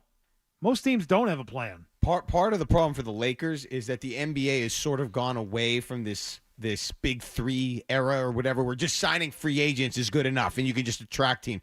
Because I think some of these teams that have won have been more built organically, or they have made trades, but it's been when the guys have been younger. It's not just this bringing in these big-time free agents. And not only that, how about it's not just Klay Thompson. Dan Hurley said no thanks. A few years ago, Dan Hurley was the coach of URI.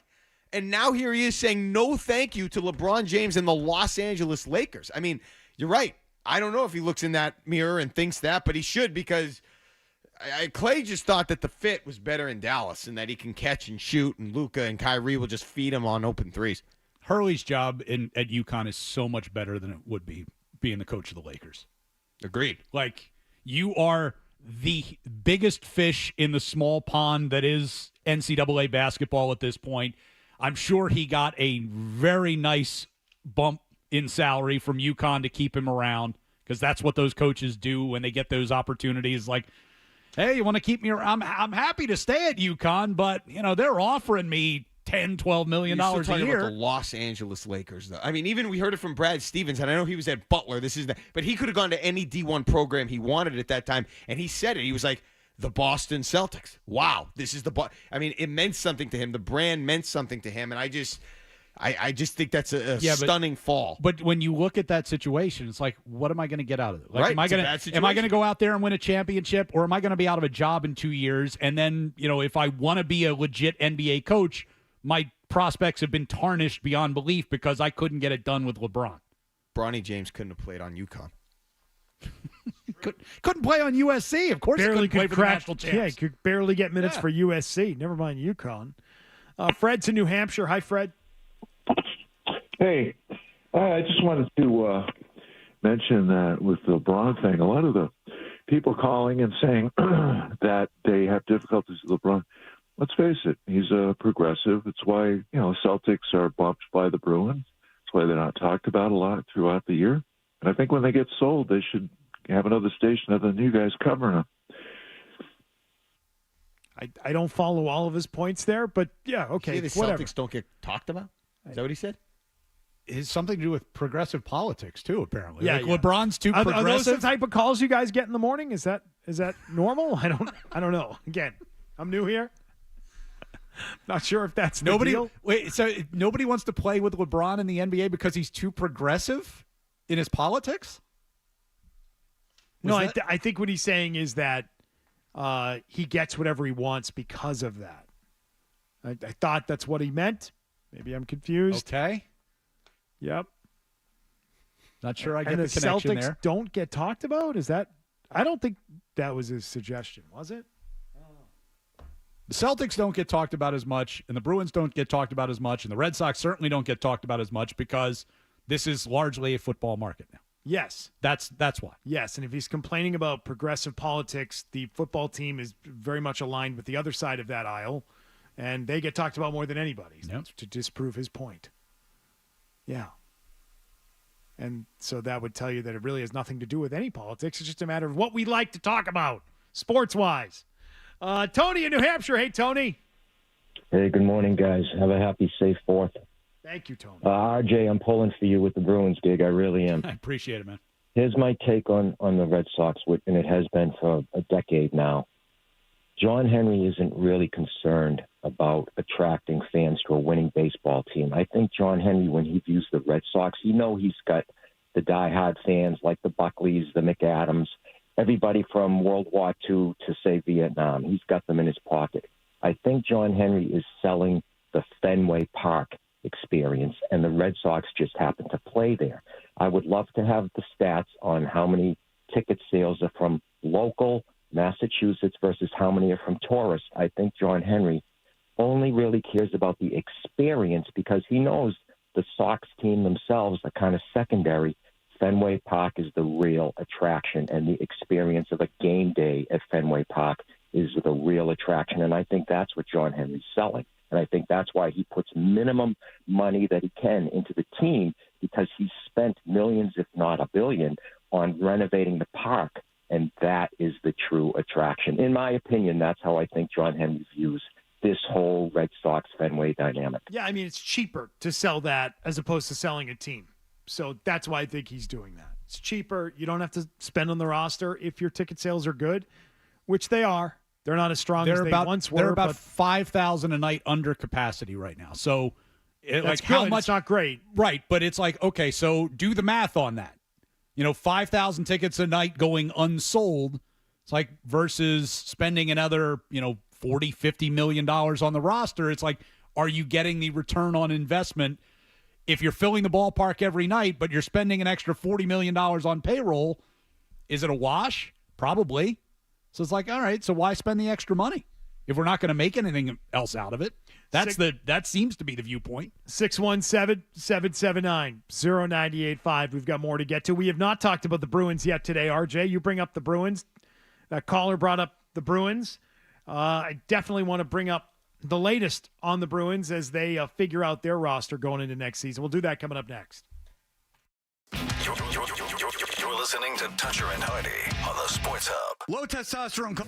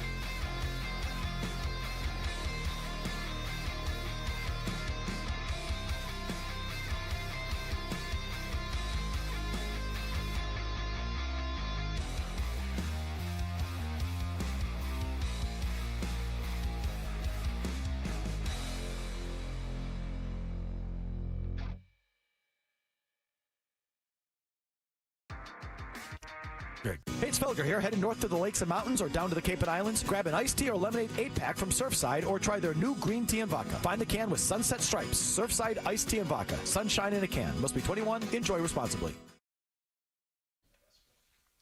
This hour of Toucher and Hardy is brought to you by Valvoline. Enjoy quick and convenient vehicle maintenance this month. Visit NewEnglandOilChange.com for 15% off your drive-thru oil change at Valvoline Instant Oil Change. Now open in Weymouth, Canton, Bedford, and Natick. John Sewer and Drain Clinic is happy to announce their newest location in Norwood. Now,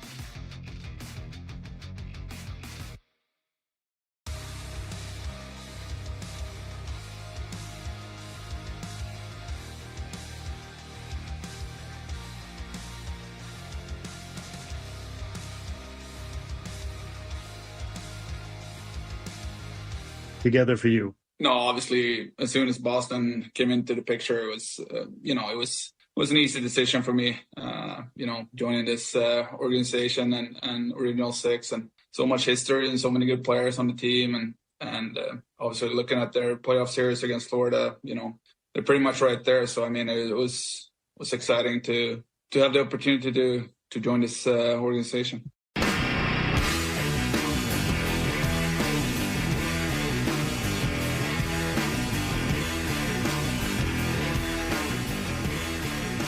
Bruins making a big splash on day one of free agency.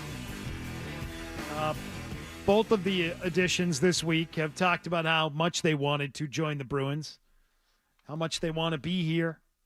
Is that genuine in your mind, RJ? Is that for real? Or is it just, hey, these guys showed up with a bag of cash on day one? No, why would I not take the money? No, I think the cachet of an Original Six team still carries a little bit of weight in the NHL. I think, these guys have been playing, in Vancouver, Calgary, places like that, they're great markets. They're great hockey markets, but ultimately, are you going to win a championship there? Both of these guys are kind of at the stage of their careers where, all right, you're making some money. You had a chance to pick where you're going to land. This is one of those handful of teams that is going to be in the hunt for a championship. So I think they're both happy to be here. Now to go forward and try and take a look at what this Bruins roster will look like and what the lines are going to look like on this team. We started to talk about how do they fill it out? How does it look? And one of the guys that they are apparently going to be putting some real expectations on going into this season is Fabian Lysell. Do you think that's a good idea? Do you think it's a good idea to count on this player going into this year? Well, it's up to it's him or it's Georgi Merkulov or somebody has to hit, right? Somebody from Providence has got to be able to jump in and give you top 6 minutes. That's a big risk.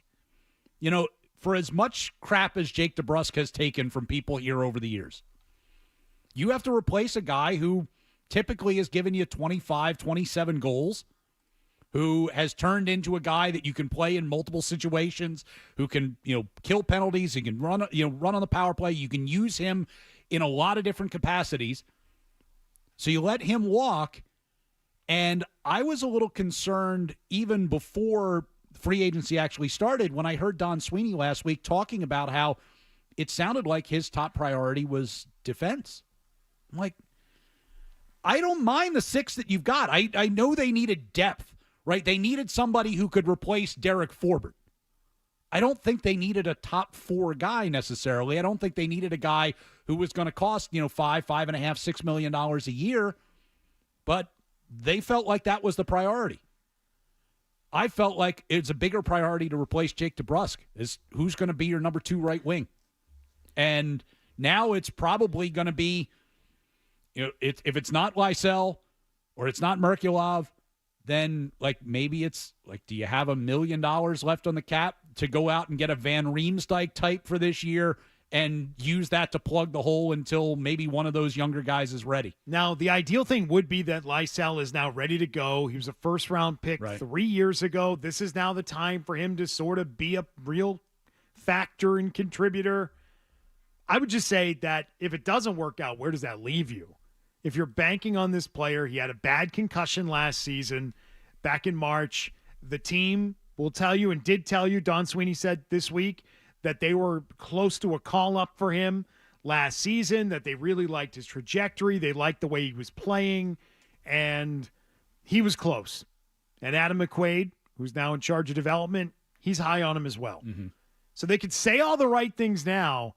I just wonder if that's now a big question mark on a team that went out and spent big this week, making real additions and sending the message that they want to be competing, that they wanted to improve their roster, that they want to next year in the playoffs be getting out of the second round and getting to the conference finals and beyond. We were talking to Ty Anderson on the show on Monday morning, and we talked a little bit about Lysell and the feeling in the organization about him. And as you said, they seem to have really, they feel like he's getting there. They feel like this might be the chance. But at the same time, Ty said, there's also been some concerns about, his attitude, maybe his work ethic a little bit, that, they basically allowed him to go home this summer and told him to go train your ass off and come back here and be ready to try to make the team. Like that doesn't sound like a sure thing in any way, shape, or form. And when you're talking about, you're not talking about a third line guy or a fourth line guy. You're talking about, a position that of top 6 minutes that you have to fill, and that you really don't have a lot of great alternatives on the roster right now to fill that. Like, I like Morgan Geekie. I like Trent Frederick. I like some of those guys that you've got on the third and fourth line, but they're not every night second line players at this point in their careers. Maybe they get there at some point, but if that's what you're going to roll out on opening night, or a massive question mark in Lysell, it's like, that's a big hole. And this is the position, Beetle, that maybe more than any other, the second line right wing behind David Pasternak has been the hole that it feels like has been impossible for them to fill over the years. When they're bringing in Marcus Johanssons, when they traded for Nash and that didn't work out because of the injury and all that. Like, they've taken a lot of swings at this, and they haven't been able to get it right, so much to the point that they were forcing DeBrusque to play on his off wing because it made the most sense, and it turned out to be the best fit. So now they're right back in that same position where this is the biggest hole, and it feels like we're going to be sitting here when the trade deadline approaches wondering, are they going to be able to go out and find a right wing that they can fit on under the salary cap? We've got more on that if you want it. It's 617-779-0985. Phone lines are open. We'll get a check of the headlines. 90 seconds. We'll come back. Tomorrow is the Nathan's hot dog eating contest. That happens tomorrow without Joey Chestnut. A look at the field. RJ breaks it down for us. He wants to know the particulars. He wants to know the measurables, the stats of the people in the field. And I want to know, does anyone care now that Joey Chestnut is out of the mix? Is anyone going to watch this thing? Is it going to get its ratings? We'll get into that coming up next. From the Town Fair Tire Studios, Celtics, the Patriots, the Bruins, to the Revolution. Play here. WBZ-FM and HD Boston 98.5. The Sports Hub, a Beasley Media Group station. Sports Hub headlines. LeBron James has agreed to a 2-year, $104 million max deal to return to the Los Angeles Lakers, that according to Woj and ESPN. The deal includes a player option and a no-trade clause. James is now only the second player in the NBA currently with a no-trade clause in his contract, the other being the Suns' Bradley Beal. The Red Sox won their second straight game on Tuesday night when they dismissed the Miami Marlins in the opener of their 3-game set down in Florida. Ceddanne Rafaela and Jarren Duran homered while Cutter Crawford struck out 7 through 6 innings as Boston got the 8-3 win. Sox are a half game out of the final wild card spot and 8.5 games back in the AL East. Brian Bale gets the ball tonight for Boston opposite the Marlins' Trevor Rogers. Other Major League Baseball news, Shohei Ohtani will reportedly not participate in the Home Run Derby next week, citing his rehab from elbow surgery as the reason. The Patriots continue to take care of their own inking linebacker Jelani Tavai to a 3-year extension with a base value of $15 million. Former Celtic and UConn legend Kemba Walker announced his retirement from the NBA. The 34-year-old Walker was a 4-time All-Star and an NCAA champion with UConn in 2011. Finally, Caitlin Clark and Angel Reese were named WNBA All-Stars. Sports Hub headlines are brought to you by Canteen Vodka Soda. Canteen's ready-to-drink cocktails have just 99 calories, 0 carbs, and 0 sugar. Perfect for the golf course, the backyard, or your next tailgate party. Canteen Vodka Soda. Drink better. I'm Mark Dondero for Boston's Home for Sports. 98.5 The Sports Hub. Next update, 9:30. Boston's best sports talk. There's an app for that. Download the Sports Hub app for loads of stuff. Absolutely free. Connect with the shows, get podcasts, and more. Get it where you get your apps. Or at 985sportshub.com.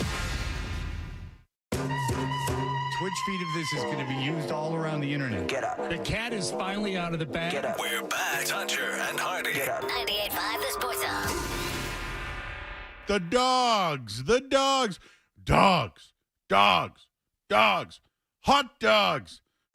Who let the He's no longer eligible to compete based on his new endorsement deal that he took with can't be eating those veggie dogs. Plant-based veggie dog deal, and now he's going to go head-to-head with Kobayashi in a Netflix special, which I think is a win for all of us. It's a win for us as viewers of competitive eating. It's a win for him. He can make some real money. Are you a viewer of competitive eating? He can be a true Is capitalist. What you do on the weekends?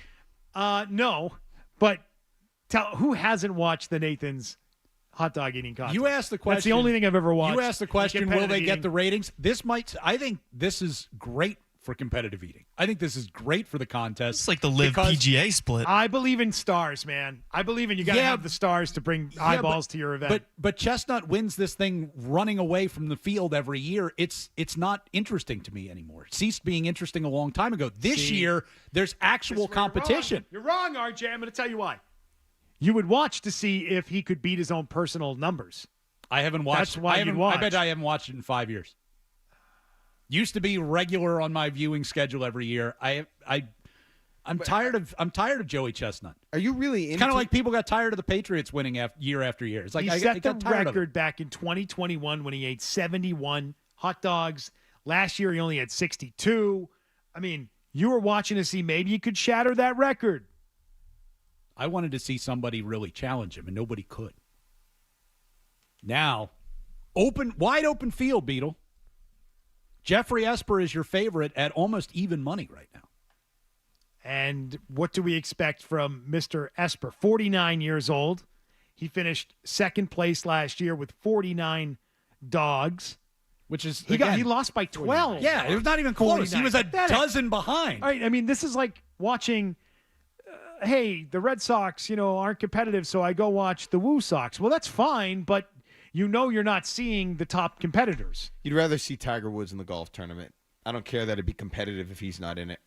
Well, when Tiger Woods, would like lap the field at the Masters or the U.S. Open, it's like, okay, you watch that once or twice. It's like, wow, this is amazing, right? That this guy's this much better than everybody else. If that was every major, it ceases to be interesting. Like you stop watching on Sundays because it's like there's no competition. So the thing with Jeffrey Esper is he's local. He's a school teacher in Oxford. By day, he teaches at Oxford High School. And so he apparently doesn't have as much time to train as some of his competitors in the competition. I don't know, man. I'm looking at a list of his world records. All right, what do you got? 9.75 pounds of Spam in 8 minutes from the can. You don't even get to take it out of the can. 9 ounces of Spam. 9 pounds. 9.7 pounds of Spam. We've got, let's see, corn dogs, brats. Career highlight, 21 pounds of strawberry shortcake in 8 minutes back in June of last year. Wow. He set his third record with Beetle. Strawberry shortcake. Can I give you 15.5 pounds of banana pudding in 8 minutes? Just slides right down. No chewing involved. Just slides right down. You know who's a big pudding guy? Tim McCone. Huge pudding guy. He's pro pudding. Well, if you were going to eat competitively, what's the one food you'd have? What could you do? What could you handle? So I feel like it has to be something like pudding to be able to do that. It has to be soft. Hot dogs aren't. They're soft. I mean, you know. Yeah, you got to do the can't like slurp it. this is where Chestnut kind of and Kobayashi really kind of showed us all the way. You got to like wood chipper that stuff, dunk the buns, and make them slide right down. But when you put the dogs Dunk the in buns. multiple at a time, very small bites, very quick, it's gone. McCone competed against Joey Chestnut in a pie eating competition, eating Table Talk mini pies. Is that real? Yeah, really did. Before some sort of minor league game in Worcester. How'd he do? He got demolished by the guy, but said I'm shocked. said a pleasure to meet. A really nice guy. I mean, like I can't imagine that being an item you could eat quickly. Listen to this. This is the DraftKings Big Game Snack Down menu. This is Jeffrey Esper won this competition. This is a record. Back in 2021, 5 minutes and 43 seconds, he put down a whole pepperoni pizza, 32 ounces of chili, 25 pigs in a blanket, 100 cheese balls, 32 ounces of 8-layer dip, 25 boneless wings, a whole 12-inch sub, 25 jalapeno poppers, all in 5 minutes and 43 seconds. How is that humanly possible? I wonder. I don't get how that happens. I can't even imagine what that looks like. What is the inspiration like for somebody like that? Where do you come across the inspiration that, you know what, damn it, I'm destined to be a professional eater and put down all those things in 5 minutes? You figure out you're really good at it and you're competitive. How, though? You just had a big meal and it didn't really faze you, so you're like, let me just keep going, see how it goes. I guess. Now, one of the other... It's not like they have youth opportunities for this. So I sent you guys this list of like the top contenders last night, and it had listed like their career highlights. Yeah, what's the most disgusting thing on that list? Well, the one that really jumped out to me is the guy who finished fourth at the Nathan's contest last year, set a world record in 2021 eating 50 hard-boiled eggs in 3 minutes and 4 seconds. Like Zolak? He likes egg salad. Is it egg salad for him? Now, that would be an easy one to eat competitively. Egg salad. Right. Right? But just and I don't mind a hard-boiled egg. A good deviled egg around Easter time. That's lovely. 50 hard-boiled, like just the texture and the taste of those hard-boiled eggs. Is he chewing them? You can't swallow them whole, but I'm guessing. Why not? Because, that's a choking hazard. I'm sure it is. So you got to at least like chomp them in half, like give it one good bite before it goes down. But 50 hard boiled, like I can't even imagine the aftermath of that, like what that would do to your system, having 50 hard boiled eggs sloshing around. Built different. 70 glazed donuts in 8 minutes. If you really, really enjoy a donut, they can go, like all these people go and then puke their brains out after. They have to. They must, right? You have to. Is there a lot of purging involved? Is that like a rule violation? Does it have to go down? Or? Well, no, it's once the competition is over, you can do whatever you want. Like there's no refunding in the middle of the contest. 39 dozen oysters in 8 minutes. Speaking of Worcester and speaking of competitive eating, Matt in Worcester knows Jeff Esper. I'm sorry, yeah. Esper. The Matt. Oxford guy, yeah. Yeah. Hey, boys. How you doing? Good. He works out at the same gym I go to, and he actually worked out at the gym my father used to go to back in the day. The guy's a beast, too. He works out every day, and he, kills it at the gym. You'd never know it looking at him that he can eat what he can eat. It's just not what you would think of, that someone can eat the amount of food. And he's a super, super nice guy. That it's funny because dude's ripped, by the way. He's right. And so are some of these other guys. Like these guys are hardcore training. They've got huge guns on them. Like it's ridiculous. Like you would expect, that everybody in these contests would weigh like 500 pounds and would just be an absolute slob. But they're actual athletes, Beetle. The thing is with Esper, hot dogs may not be his thing, but this is the most famous of the eating competitions. Right. Got to adapt. They've got to create other competitions that involve other items. Right? Well, this, again, Esper holds, he's got, I don't know, like a dozen and a half world records. Like you mentioned pizza. That to me seems like an event that people might check out. How many pizzas can a guy eat in 10 minutes? 83 slices in 10 minutes for Jeffrey Esper. I want to see that. Of a 10-inch pizza. 83 watch slices. that. So 10-inch pizza is kind of small. Okay, so the slices aren't that big, but still 83 of them in 10 minutes. You're putting down 8 slices of pizza. So basically an entire pizza Out of control. every minute. It's wild. So we have the 4th of July event. Now we need to find another holiday to have an eating event on.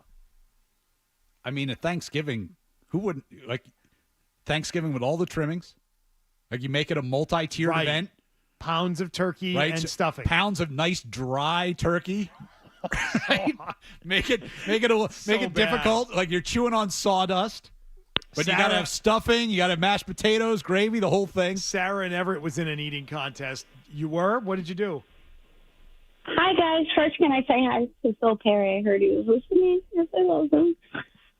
Who doesn't but love Phil? second, I was in a baby food eating contest, 5 jars, and I nailed it.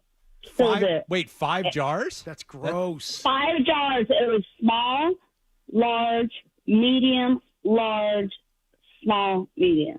So when you say large, how big of a jar are we talking about? I don't have kids. I don't know. But they were the large, and I have a trophy. I will send you a picture if you want to see that. Baby food eating. How is it? How not to get too graphic, but how was it afterwards? Like that would be my concern. 617-779. What's the aftermath? 0985. I don't know. I don't know. That just sounds gross. All of it does. Baby food is disgusting. We've got items from all day, and that includes the Celtics being up for sale. If they're building a new arena, where should it go? Where will the new Celtics arena go? Where can we place that thing? Will it be at Encore? Will it be at the casino? Can we put it where there's something currently standing? And also the potential new owners for the team. We talked about Bronny James and LeBron. And we did not mention today that Kemba Walker is officially retired. It's been in the headlines. We can hit on that coming back on the other side.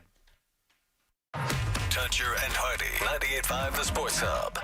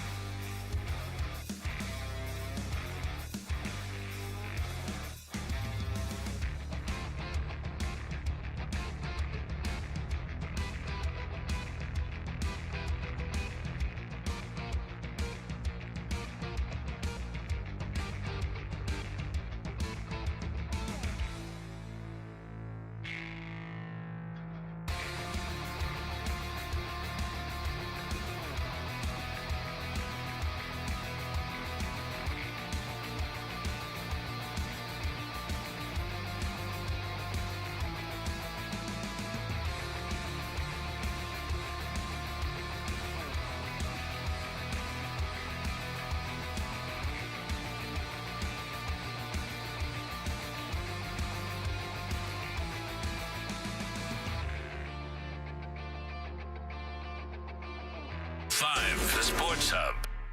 Let's not forget how disastrous Kyrie Irving's departure was and how he could have blown up this whole thing.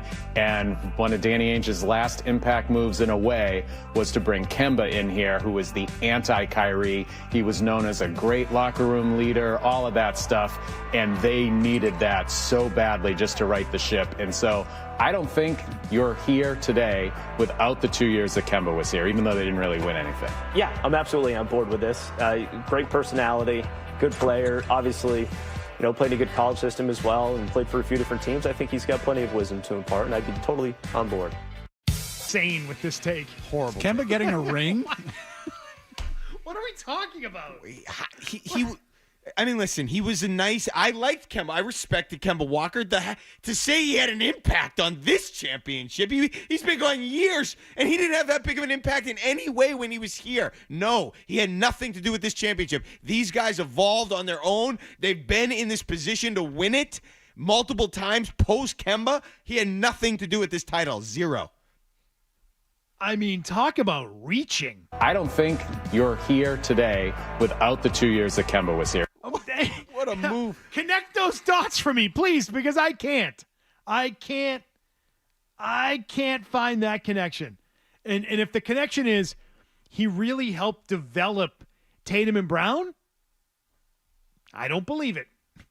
I'm not going to believe it. I'm sorry. I don't think that he had any huge impact on who those guys have become as players or people. You could maybe make more of that argument about like a Marcus Smart. You have a better case with Marcus Smart than you do Kemba Walker. 100%. Hell, you could probably make the argument more about Kyrie than Kemba Walker. And Kyrie was a terrible influence on those guys. Yeah, but it was an influence nonetheless, right? I mean, it was more of an influence than Kemba. If you want to say when Kemba Walker arrived, it was a breath of fresh air post-Kyrie, fine. A palate cleanser. Yeah, fine. That's fine. The Kemba sorbet. But it ends there. That's it. With a little spoon. That's all you can give it. That's it. I can't. I'm like, what? No way. Come on. Great personality. Giles. What? What are we doing? Why does everybody have to get credit other than the guys who are actually on the team? I don't believe in giving credit to anybody along the way. Like none. Nope, no credit. Give credit to Danny Ainge. Yeah, but that's because some of his actual actions are right. He's responsible for drafting these guys. Like he built the lion's share of this team. You're saying you don't want to give credit to anybody that was formerly here that's no longer here. Right. Yeah. I mean, in the sense that they didn't contribute to this year's team. Danny Ainge did contribute to this year's team. Yeah. His roster moves were a factor. I mean, if you want to make the GM comp, it's like, let's give credit to ML Carr. Wait, what? Why? A guy who played 99 games over 2 seasons and has been gone for 3 years. And let's not forget the contributions of Rick Pitino. If Rick Pitino hadn't been here, then you never know what would have followed him. What? I can't draw those lines. I can't. How did they get on that? Oh, because he retired. Because Kemba retired. Because he retired. Yeah. That was basically the reason why, which is when guys retire, it's like, what's their legacy as a player? What's their legacy here in Boston because they did play here? He was he's well liked. Whatever. He started an All-Star game with the Celtics, but he had nothing to do with this title. I mean, they were in the finals 2 years ago, and he was gone then. Sorry. No, you shouldn't be sorry. I don't get it. Think about how many hundreds of millions of dollars Jalen and Jason are making because of Kemba Walker. Oh, they should kick him. They would not have gotten those contracts if not for him. They should kick him a few bucks. Yeah. Right?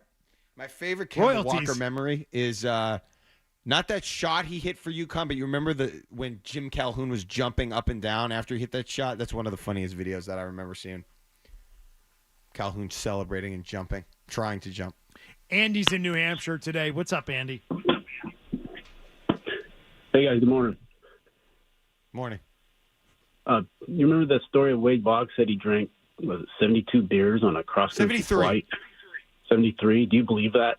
I've never believed that story. It's just not humanly possible. And then he said he went out after and drank another 30. So it'd be over 100 beers in one day. I can't see it happening. Yeah, I think he'd be dead, quite frankly. Like, he's not Andre the Giant. Yeah. You know, there's like legendary stories of Andre the Giant sitting down with like cases of wine and just pounding one after another. It's like, yeah, but you're like 4 times the size of a regular human being. Like, I, might believe that. Right. Andre the Giant would hold the can and it would look tiny in his hand. That is such a great picture. It really like is. him holding the Molson can, and it looks like, it looks even, they have those mini cans of soda, like 8, those little 8 ounces. It looks smaller than that in his hand. It's insane. But no, I've never bought the Wade Boggs store. I'm sure he was a prodigious drinker. But come on. I mean, the story would be impressive if he had claimed a number that was more believable. Right? What if he had said, I drank 40 beers on the flight? Would you then say, I could see that? Right. I mean, there are people who can put down a 30 rack in a few hours. I've seen it. I've witnessed it. I know that can be done. Zoom ass. I may have participated in that. You ever heard of the case race? Oh, yeah. Yeah, well, that's what you have. It's too bad you didn't go to UMass when the Borg was popular. When the what? The Borg? Isn't that what it's called? What's the Borg? It's like that gallon jug of Oh yes, that was post. It's like the blackout rage gallon. Yeah, no, that was after my time. That's just happened in the past few years. That's become a thing. A little too old for that. Yeah, you mix it up in the gallon container. Right. Yeah, I didn't live through that. I lived through a lot of other interesting stuff, but not that. That's right. I've seen someone drink a 30 rack. If you told me it was 40 or 50 in a day, I'd be like, wow, that's impressive. Yeah. But I believe it. 70, now you're 73. 70 on a flight. It wasn't even like over a whole day either. It was like 70 on a cross. So you got like 6 hours. 73 in 6 hours. And then also adding to it that, and then I drank 30 more in the same day. No, come on. No, that 30 more thing ruins any level of believability. That if there's one person that believes you won 73, once they heard you say you drank 30 more, they checked out. And they're like, no, I don't buy it. I don't believe any of this. I don't believe it. 73 is a pretty specific number, though. I think it's done on purpose. Okay. That's what it was. Think about it. There's, those whole things like you do like the Power Hour, Century Club. Like I've Power hours are tough, man. That's along the lines of competitive It's eating. a lot tougher than you think. Way tougher than you think. My friends and I did a Century Club one time. It's a shot of beer every minute for 100 minutes. It's killer. It's like 9.5 beers in a little more than an hour and a half. That's a lot of just liquid. Forget about the alcohol content. It's just a lot of liquid. So Wade Boggs is essentially saying, I did that 6 times over. And I'll tell you what, after 100, you're not doing that. Ryan, I've known times. alcoholics. They would struggle with this. This is a big number. It's a big number. It's a big number. Okay? And if you're drinking 73 beers today, please don't drive this weekend. Please be safe. This 4th of July weekend. Maybe let somebody else shoot off the fireworks too. Let someone else do the fireworks. Let someone else drive home. No Jason Pierre-Paul. I hate fireworks. It happens every year. Yep. Between now and the weekend, there will be people losing digits left and right. Mm-hmm. It's inevitable. Every single year we do this. Losing digits, setting their deck on fire. Dude, if the firework doesn't go off, that's it. You've got to be willing to say, that one didn't work, and leave it alone. And be done with it and get another one. And if you have no more, you're done with fireworks for the day. Instead, someone will inevitably pick the stupid thing up and blow their hand off. They're going to do that. Why? I don't know. I mean, fireworks are fun, but they're not that fun. They're not worth blowing your hands off fun. I think I wouldn't know, but it's probably that they feel pressure to put on a little bit of a show, and people get excited and they want to see the face. So you don't want to let people down. So you have to tinker with it to try to get it to work. Don't tinker. Don't do it. Tinker is bad. Tinkering very bad. Headlines now, and we're back in a moment. It is Beetle, RJ, Dondero filling in for Toucher and Hardy. Sports Hub headlines. LeBron James has agreed to a 2-year, $104 million max deal to return to the Los Angeles Lakers, that according to ESPN and Adrian Wojnarowski. The deal includes a player option and a no-trade clause. James is now only the second player in the NBA with a no-trade clause in his contract, the other being Suns guard Bradley Beal. The Red Sox won their second straight on Tuesday night as they dismissed the Miami Marlins in the opener of their three-game set down in Florida. Ceddanne Rafaela and Jarren Duran homered while Cutter Crawford struck out 7 through 6 innings as Boston got the 8-3 win. Sox are a half game out of the final wild card spot and 8.5 games back in the AL East. Brian Bayo gets the ball tonight for Boston opposite the Marlins' Trevor Rogers. Other Major League Baseball news, Shohei Ohtani will reportedly not participate in the Home Run Derby next week, citing his rehab from elbow surgery as the reason. The New England Patriots continuing to take care of their own, inking linebacker Jelani Tavai to a 3-year extension with a base value of $15 million. And former Celtic and UConn legend Kemba Walker announced his retirement from the NBA. The 34-year-old Walker was a 4-time All-Star and an NCAA champion with UConn in 2011. Finally, Caitlin Clark and Angel Reese were named WNBA All-Stars. Sports Hub headlines brought to you by WellPoint, formerly Unicare. They've teamed with Charlie Coyle, Mass State, and local police, the professional firefighters of Mass, and Bruins Radio for face-offs for first responders. If you or a loved one are thinking about suicide, get free and confidential help 24/7 on the Lifeline Network. Just text or call 988 now. I'm Mark Dundeo for Boston's Home for Sports. 98.5 The Sports Hub. Next update, 10 o'clock. Stay tuned for more Toucher and Hardy on the Sports Hub. Discover the Cape Grill at the Cape Club of Falmouth, open 7 days a week for lunch or dinner. Dine al fresco on the veranda overlooking the golf course or in their elegant dining room and enjoy a 5-star dining experience. Visit capeclubresort.com for dining reservations. What's next? College? University? There's a world of great options after high school, but they come with a cost.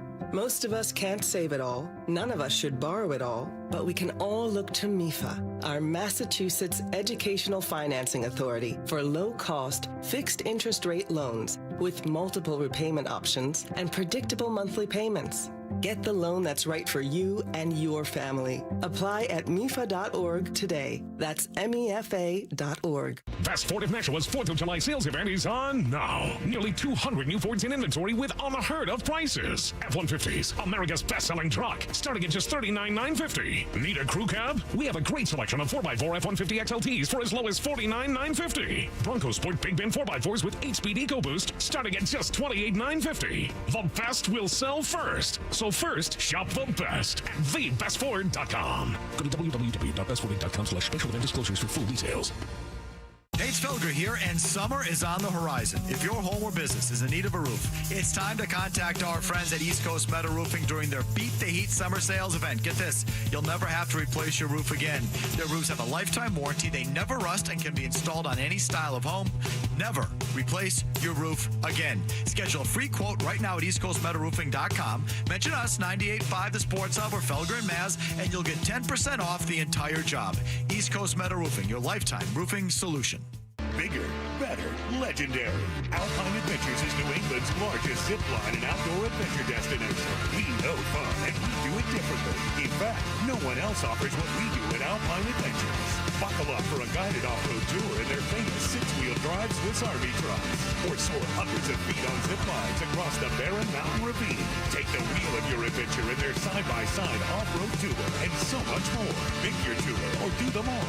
Alpine Adventures, Lincoln, New Hampshire. Summertime is in full swing, and as you enjoy the summer sun and cheer on your favorite team at the ballpark, there's something more exciting to add to your playbook: finding money at findmassmoney.gov. Here in Massachusetts, 1 in 10 people have unclaimed property from things like uncashed paychecks, refunds from overpaid bills, or forgotten savings accounts. I found my money at findmassmoney.gov, and so could you. Findmassmoney.gov is free, easy to use, and it only takes...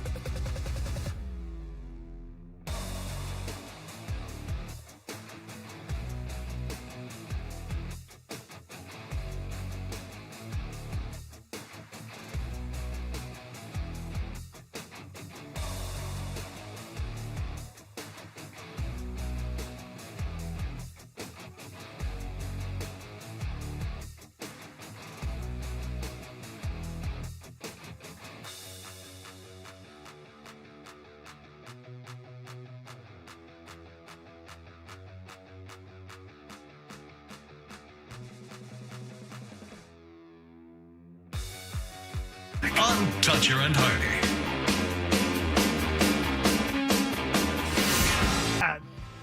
By the way, new Netflix show. If you missed it earlier, we were talking about the new Netflix miniseries coming out today. Man with 1,000 kids. The guy actually probably has 3,000 kids across the world. Well, then. I mean, that's got to be a record, right? It's quite a bit. It's a lot. It's over the legal limit, as we found out. So legal limit on your drinking this weekend, 0.08. Legal limit on donor children in the Netherlands, 25. Right. These are the stats you need to know. Here's one for you. A New England retail chain is meeting its demise. Bob's Stores is all done. You can add them to the list. Really? With Caldor and Bradley's. Ames and Leechmere and any other store names you want to throw at us. They are closing all of their stores by July 14th. Wow.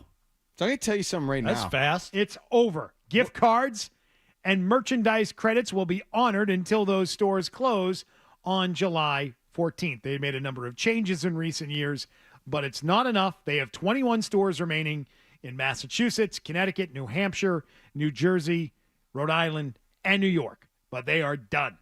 Back in the day, Ray Bork had an awesome Bob Stores commercial. Do you remember that commercial? I don't recall that. It was like it was playing to his. Remember, he was so good in the All-Star game, like accuracy shot. He would shoot at the targets. He was shooting at like shoe boxes in the net on the corners of the net, and then he would go, "How many shoes in a Bob store?" And they would say somebody yell like 15,000. I thought it was funny.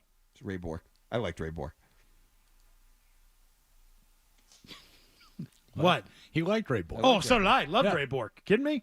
Who didn't So like that was Ray my only Bork? connection to Bob Stores. For our generation, they threw for the Dondero and they I, threw the guy a parade it's the only for guy himself. we had. I mean, the Bruins, we had Cam, but that ended quickly, and that was the end of the run for Cam. So in the Samuelson. 90s, like, you had one guy on the They Bruins. threw It the was guy Ray a Bork. parade for winning a title in Colorado. I'll tell you, Everybody loved Ray.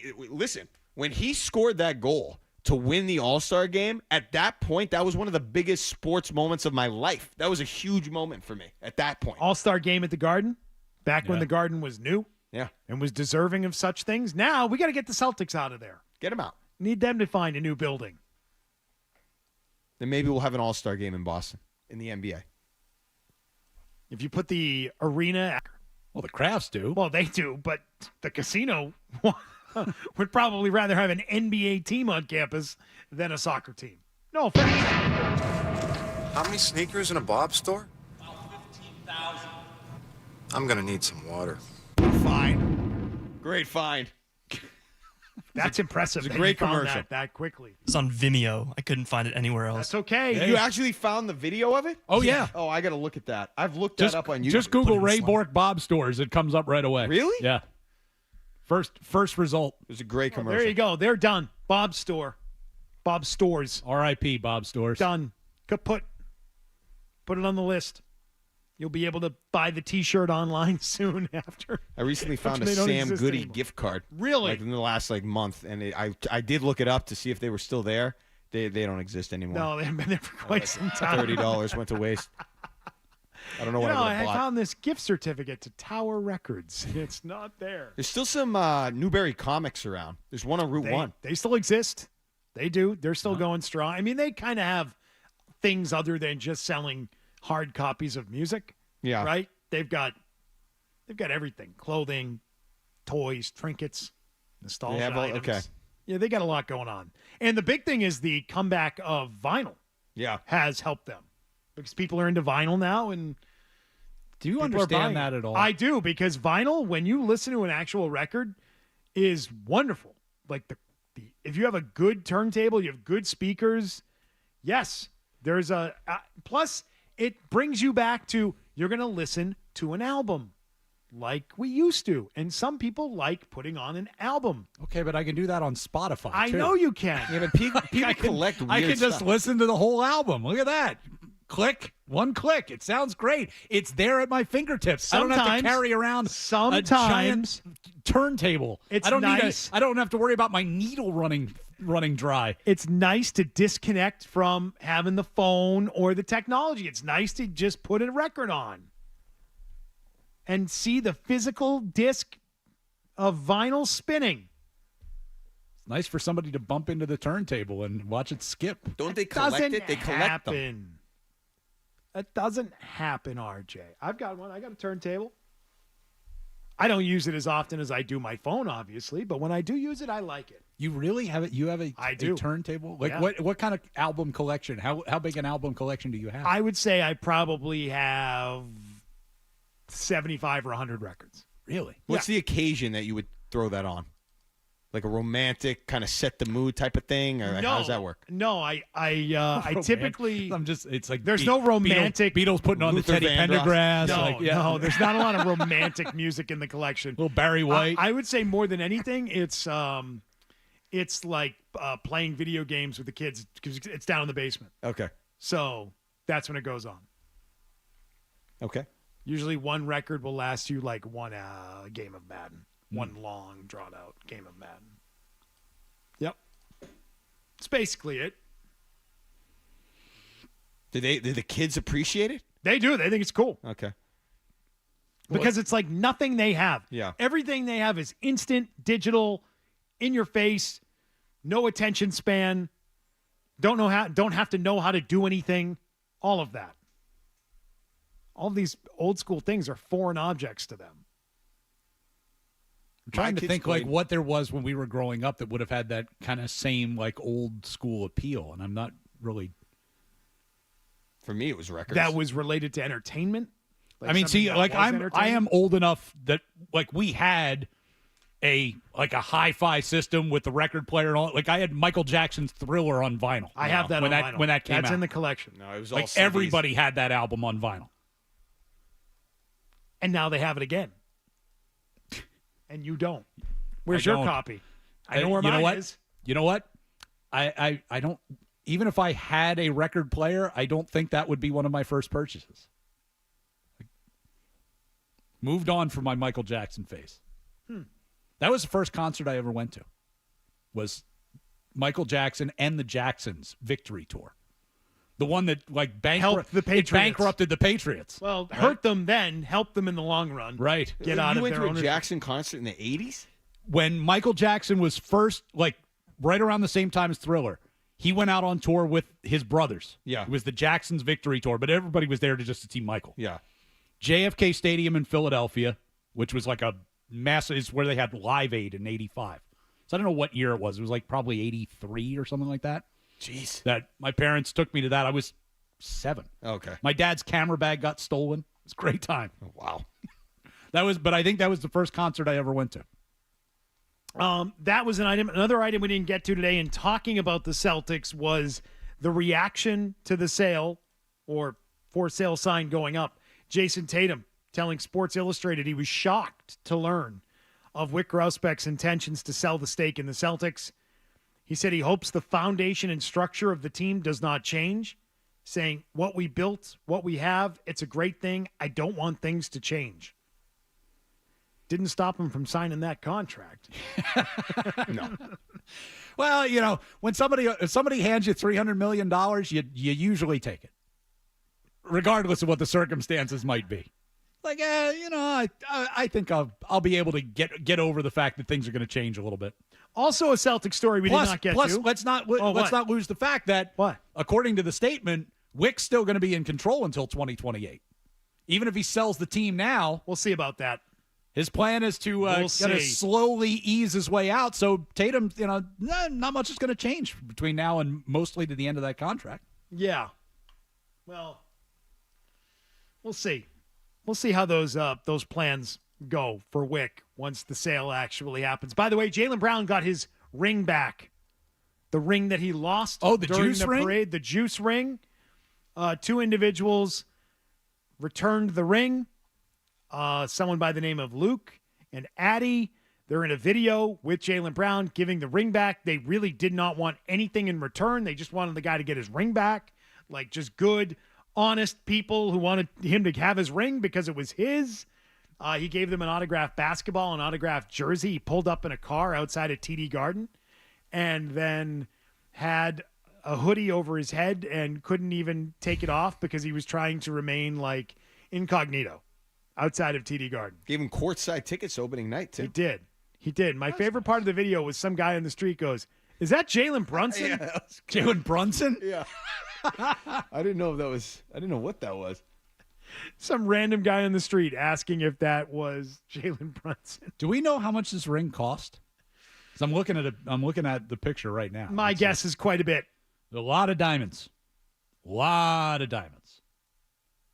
I mean, what could you do if you found the ring? What are you going to do with the ring? You're going to be able to move that thing without someone finding out that Well, it was that's you the- that had everybody the ring knows, and like- you then sold it. Like, no, you're going to get bagged. Yeah. Right. You really don't. It's a one of one ring, right? You really don't have a lot of options there, other than to like negotiate what you can get in return. It's like kind of like catching a home run ball, but in that you actually can't keep the thing at the end of the day because it's not legally yours.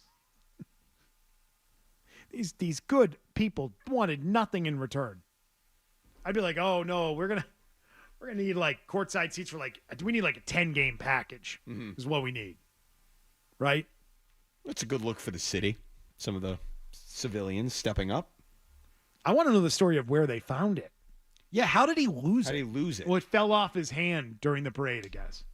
So it bounced off his hand and into the street somewhere. Okay.